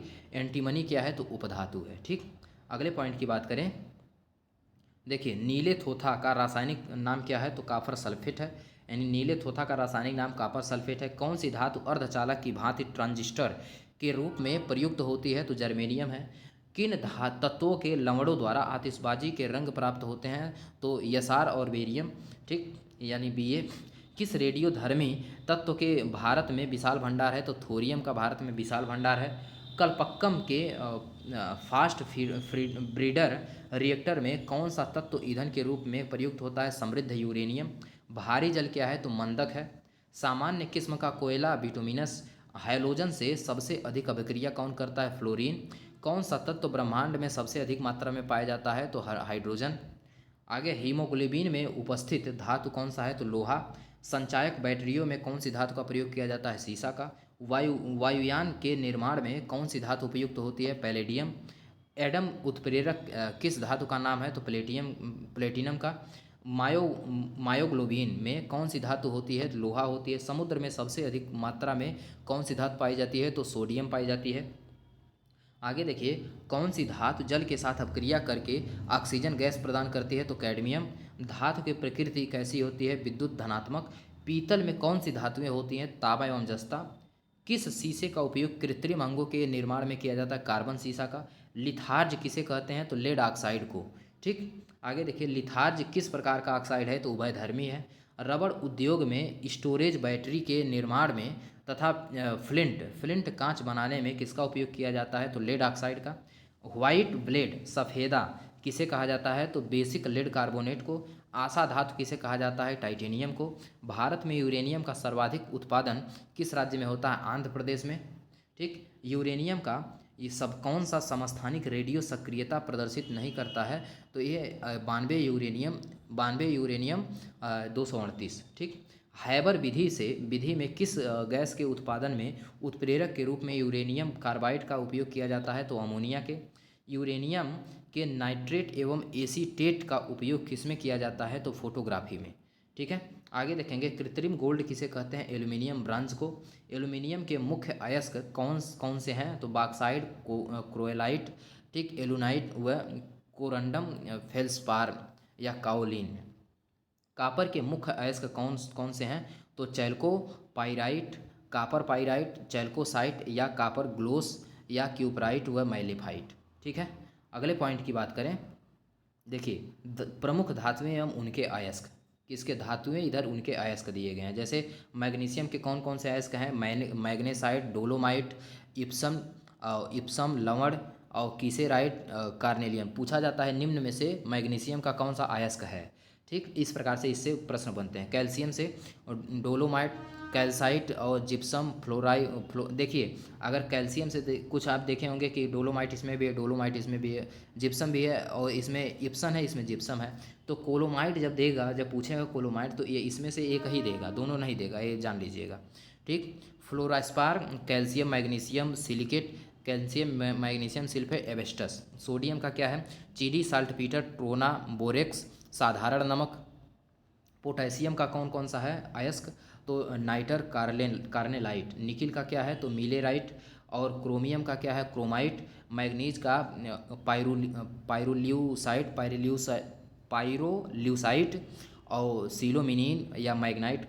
यूरेनियम का क्या है? तो कार्नेटाइट पिच ब्लेड। ठीक, स्ट्रांसियम का क्या है? स्ट्रांसियनाइट और सिलेस्टाइन। सिल्वर का क्या है? रूबी सिल्वर, पायरा गायराइट, हार्न सिल्वर। सोना का देखेंगे तो सोना का क्या है, सोना का है काल्वेराइट सिल्वेनाइट। बेरियम का क्या है तो बेराइट। जिंक का क्या है जिंक ब्लेड कैलेमाइन जिंकाइट। पारा का क्या है सीनेबार। टिन का क्या है तो केसीरे केसीटेराइट। लेड का क्या है तो गैलेना। और आपका एंटीमनी का क्या है तो एंटीमनी का आपका स्टिबनाइट है। ठीक है, आगे बात करेंगे कैडमियम। कैडमियम का क्या है तो कैडमियम का देखिए, ठीक, कैडमियम का आप देखेंगे तो क्या है ग्रीनोकाइट। बिस्मिथ का क्या है तो बिस्माइट। और लोहा का क्या है तो आपका हेमेटाइट और मैग्नेटाइट और क्या है लीमोटाइट और सीनेराइट। ठीक, कोबाल्ट का क्या है तो और आयरन भी है इसका, लोहा का आयरन भी है, पाइराइट भी है और कैल्कोपाइराइट भी है। ठीक, कोबाल्ट का देखेंगे तो स्मेलाइट भी है, स्मेलाइट। और सब देखिए सर्पेक विधि द्वारा, किस विधि द्वारा, सर्पेक विधि द्वारा बात करें तो एलुमिना प्राप्त करने की विधि कौन सी गैस निकलती है तो अमोनिया गैस निकलती है इस प्राप्त करने से। धातुओं में चमक किसके कारण होती है तो मुक्त इलेक्ट्रॉनों के कारण।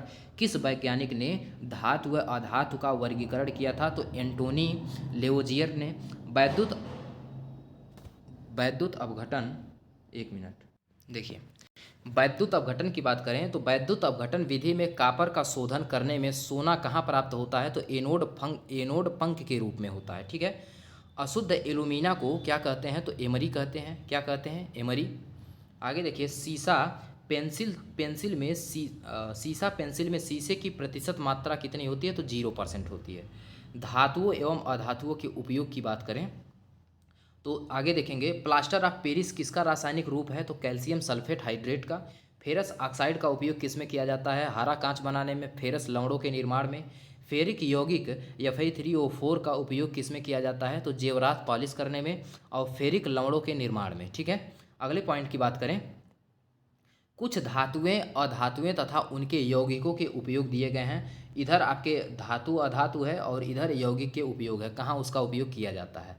फेरस सल्फेट का उपयोग देखिए कहाँ तो रंग उद्योग में किया जाता है, मोहर लवण बनाने में किया जाता है और स्याही बनाने में। फेरिक हाइड्रोक्साइड का उपयोग कहाँ, प्रयोगशाला में। एक सूत्र आप ध्यान देते रहिएगा। ठीक, प्रयोगशाला में प्रतिकारक के रूप में, दवा बनाने में किया जाता है। सल्फ्यूरिक अम्ल H2SO4 का कहाँ तो प्रयोगशाला में प्रतिकारक के रूप में, रंग उत्पादन में, पेट्रोलियम के शुद्धिकरण में और स्टोरेज बैटरी में। ठीक, आगे देखिए सल्फर डाइऑक्साइड का तो अपचायक के रूप में इसका प्रयोग किया जाता है, ऑक्सीकारक के रूप में किया जाता है, विरंजक के रूप में। आयोडीन का निर्माण कीटाणुनाशक के रूप में, औषधियों के उत्पादन में, और क्या है टिंचर आयोडीन में और रंग उद्योग में। ब्रोमीन का उपयोग करते हैं रंग उद्योग में, टिंचर गैस बनाने में, प्रतिकारक के रूप में, औषधि बनाने में। ठीक, आगे देखेंगे हाइड्रोक्लोरिक अम्ल का HCl का प्रयोग क्लोरीन बनाने में करते हैं, अम्लराज बनाने में, रंग बनाने में, क्लोराइड लवण के निर्माण में। और क्लोरीन का हाइड्रोक्लोरिक अम्ल HCl के निर्माण में करते हैं, मस्टर्ड गैस बनाने में करते हैं, ब्लीचिंग पाउडर बनाने में करते हैं, कपड़ों एवं कागज को विरंजित करने में करते हैं। हाइड्रोजन सल्फाइड यानी H2S को कहाँ इसका निर्माण करते हैं तो सल्फाइड के निर्माण में करते हैं, लवणों के भास्मिक मूलकों के गुणात्मक विश्लेषण में करते हैं। अमोनिया इसमें प्रतिकारक के रूप में करते हैं, आइस फैक्ट्री के रूप में रेयान बनाने में करते हैं। नाइट्रस ऑक्साइड का प्रयोग कहाँ, शल्य चिकित्सा में करते हैं। फास्फोरस का उपयोग लाल फास्फोरस दिया सलाई बनाने में करते हैं, श्वेत फास्फोरस चूहा मारने की दवा बनाने में करते हैं और फास्फोरस ब्रांज बनाने में करते हैं। ठीक, ब्रांज बनाने में। कोल गैस का प्रयोग कहाँ करते हैं तो ईंधन के रूप में, निष्क्रिय वातावरण तैयार करने में। कार्बन डाइऑक्साइड CO2 का सोडा वाटर बनाने में करते हैं, आग बुझाने में करते हैं, हार्ड स्टील के निर्माण में करते हैं। कार्बन मोनोऑक्साइड का CaCl2 बनाने में करते हैं। ग्रेफाइट का प्रयोग इलेक्ट्रोड बनाने में, स्टोव की रंगाई में करते हैं, लोहे के बने पदार्थ पर पॉलिश करने में करते हैं। प्रोड्यूसर गैस का प्रयोग कहाँ करते हैं तो CO2+N2 भट्ठी गर्म करने में करते हैं, सस्ते ईंधन के रूप में, धातु निष्कासन के रूप में करते हैं। वाटर गैस CO+H2 इसका निर्माण कहाँ करते हैं मतलब प्रयोग ईंधन के रूप में, वेल्डिंग के कार्य के रूप में। हीरा का प्रयोग आभूषण निर्माण में, कांच काटने में। मरकरी का प्रयोग थर्मामीटर में, सिंदूर बनाने में और क्या है अमलगम बनाने में करते हैं। ठीक, जिंक सल्फाइड का प्रयोग कहाँ करते हैं तो श्वेत पिगमेंट के रूप में करते हैं। जिंक सल्फेट या उजला थोथा, इसे इसका सूत्र याद रखिएगा, उजला उजला थोथा बहुत पूछता है। ZnSO4 into 7H2O। इसका प्रयोग कहाँ करते हैं? लिथेपोन के निर्माण में, आँखों के लिए लोशन बनाने में, और कैलिको छपाई में और चर्म उद्योग में प्रयोग करते हैं। ठीक है, अगले पॉइंट की बात करें, फिटकिरी। बहुत बार फिटकिरी का सूत्र पूछा गया है। फिटकिरी का सूत्र इसमें से क्या है? फिटकिरी का सूत्र क्या होता है? जब हम लोग पढ़ते थे इंटर और फर्स्ट ईयर में, तो उसमें सीधे बहुत बार हम लोग कुटाए भी हैं, मतलब इसका सूत्र याद नहीं होता था जल्दी। ठीक है, तो अब दिक्कत नहीं होगी आपको। फिटकिरी का सूत्र K2SO4 Al2SO4 का होल थ्राइस इंटू 24H2 है। तब से याद हो गया, आज तक भूला नहीं है। ठीक है, तो इसका फार्मूला आपको ज़रूर याद रखना है, K2SO4 Al2SO4 का होल थ्राइस इंटू 24H2O। ठीक, जल को शुद्ध करने में किया जाता है, चमड़े के उद्योग में और कपड़ों की रंगाई में फिटकिरी का प्रयोग किया जाता है। ठीक, एल्यूमिनियम सल्फेट का प्रयोग यानी Al2SO4 का whole thrice aluminium sulphate into 18 यानी 18H2O कागज़ उद्योग में, कपड़ों की छपाई में, आग बुझाने में करते हैं। अनार्द्र एल्यूमिनियम क्लोराइड का इसका कहाँ उपयोग करते हैं? पेट्रोलियम के भंजक में। ठीक, मर्क्यूरिक अम्ल क्या है? मर्क्यूरिक क्लोराइड यानी HgCl2, इसको कैलोमल बनाने में करते हैं और कीटनाशक के रूप में। मर्क्यूरिक ऑक्साइड का प्रयोग करते हैं मलहम बनाने में, जहर बनाने में। और जिंक क्लोराइड का प्रयोग टेक्सटाइल उद्योग में, कार्बनिक संश्लेषण में, ताम्र, कांच आदि की सतहों को जोड़ने में करते हैं। जिंक ऑक्साइड का मलहम बनाने में करते हैं और मोर्सेलिन में चमक लाने में करते हैं। ब्लीचिंग पाउडर का प्रयोग CaOCl2, ठीक, कीटाणुनाशक के रूप में करते हैं। कागज़ तथा कपड़ों के विरंजक में, रासायनिक उद्योगों के अपचायक में, क्लोरोफार्म के रूप में करते हैं। प्लास्टर ऑफ पेरिस, बहुत बार इसका पूछा जाता है। इसको ऐसे कहते हैं CaSO4 का होल ट्वाइस इंटू H2O, या तो ये फार्मूला आप कहिए, या तो CaSO4 इंटू यफ यहाँ लेके आइए, तब होल ट्वाइस नहीं बोलना पड़ेगा, इंटू हाफ H2O। यहाँ पे आप ये वाला ज़्यादा याद रहता है, CaSO4 का होल ट्वाइस इंटू H2O। ठीक, मूर्ति बनाने में किया जाता है, शल्य चिकित्सा में पट्टी बांधने में, और छतों एवं दीवारों को चिकना बनाने में किया जाता है। कैल्शियम कार्बोनेट का प्रयोग CaCO3 का प्रयोग चूना बनाने में, टूथपेस्ट बनाने में, दंत मंजन बनाने में, सीमेंट उद्योग में। जिंक का प्रयोग बैटरी बनाने में, हाइड्रोजन बनाने में करते हैं। ठीक, आगे देखिए, कैल्शियम कार्बोनेट का प्रयोग कहाँ करते हैं?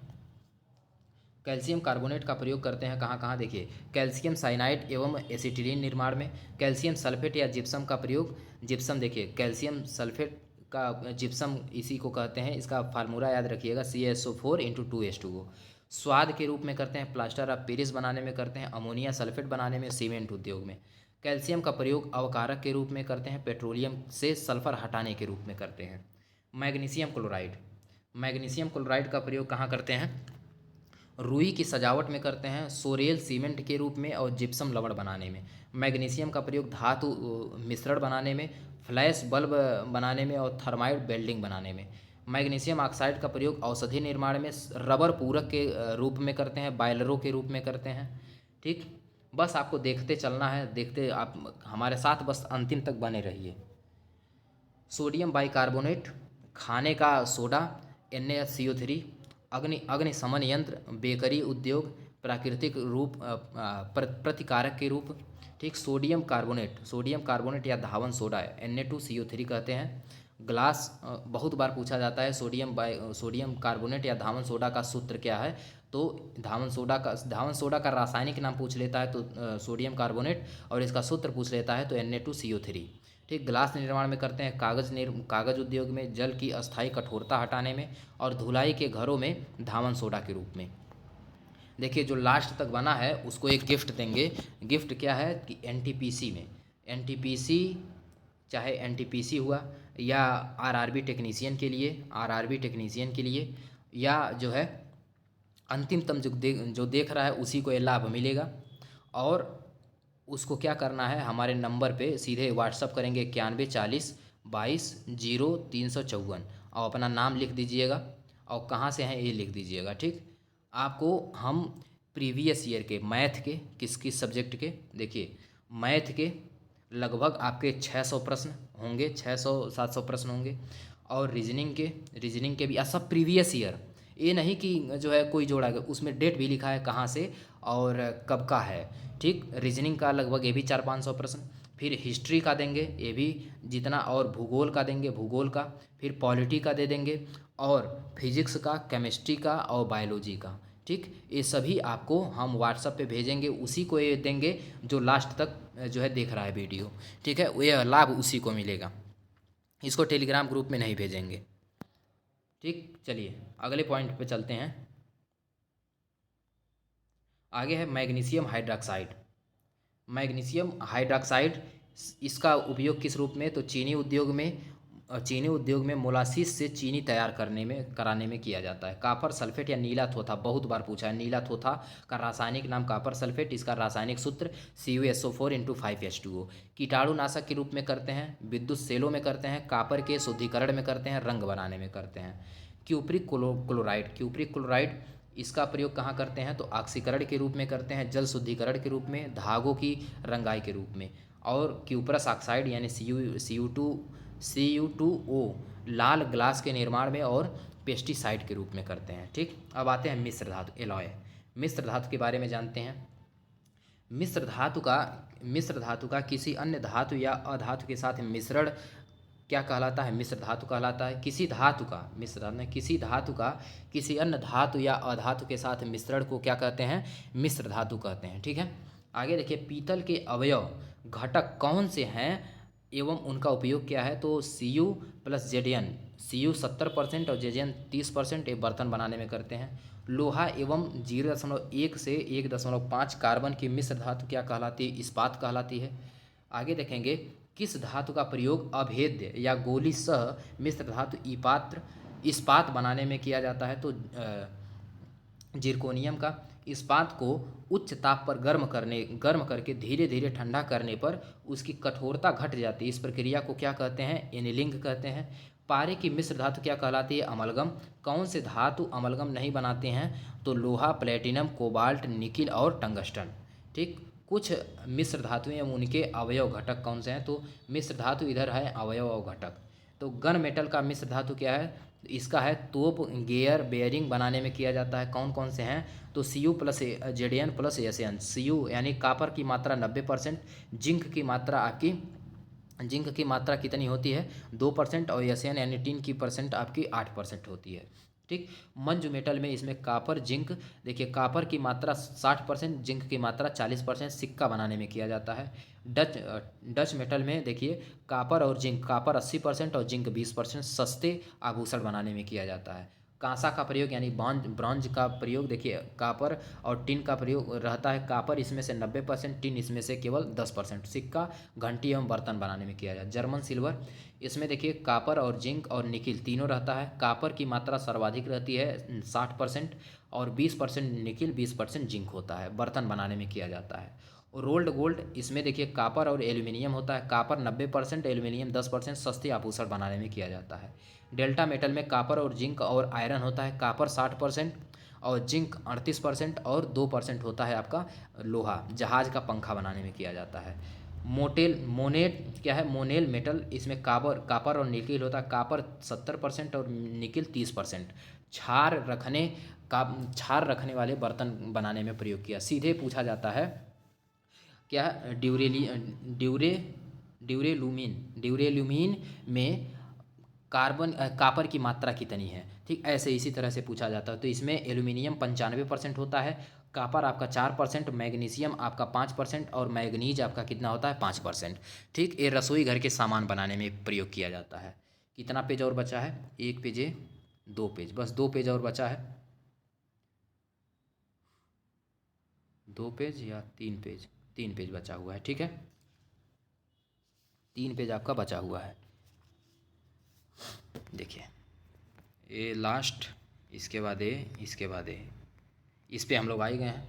टाइप मेटल का देखिए प्रयोग कहाँ करते हैं, बस 15 मिनट से कम ही लगेगा, 15 मिनट के अंदर ही कोशिश किया जाएगा ख़त्म हो जाए, यानी 2 घंटा 10 मिनट के अंदर पूरा। 2 घंटा 10 से 12, 58 हो रहा है, कितना 53 हो रहा है ना, 53 हो रहा है या 58 हो रहा है, 53 हो रहा है। 1 घंटा 53 मिनट में देखिए इतना कंप्लीट कर दिए हैं, लगातार बोल ही रहे हैं, ये जान लीजिए। आप लोगों के लिए इसमें हमारा कुछ नहीं, हमारा बस रिवीजन हो रहा है, हमको और अच्छे से रिवीजन हो रहा है। और इसमें आपको भी यही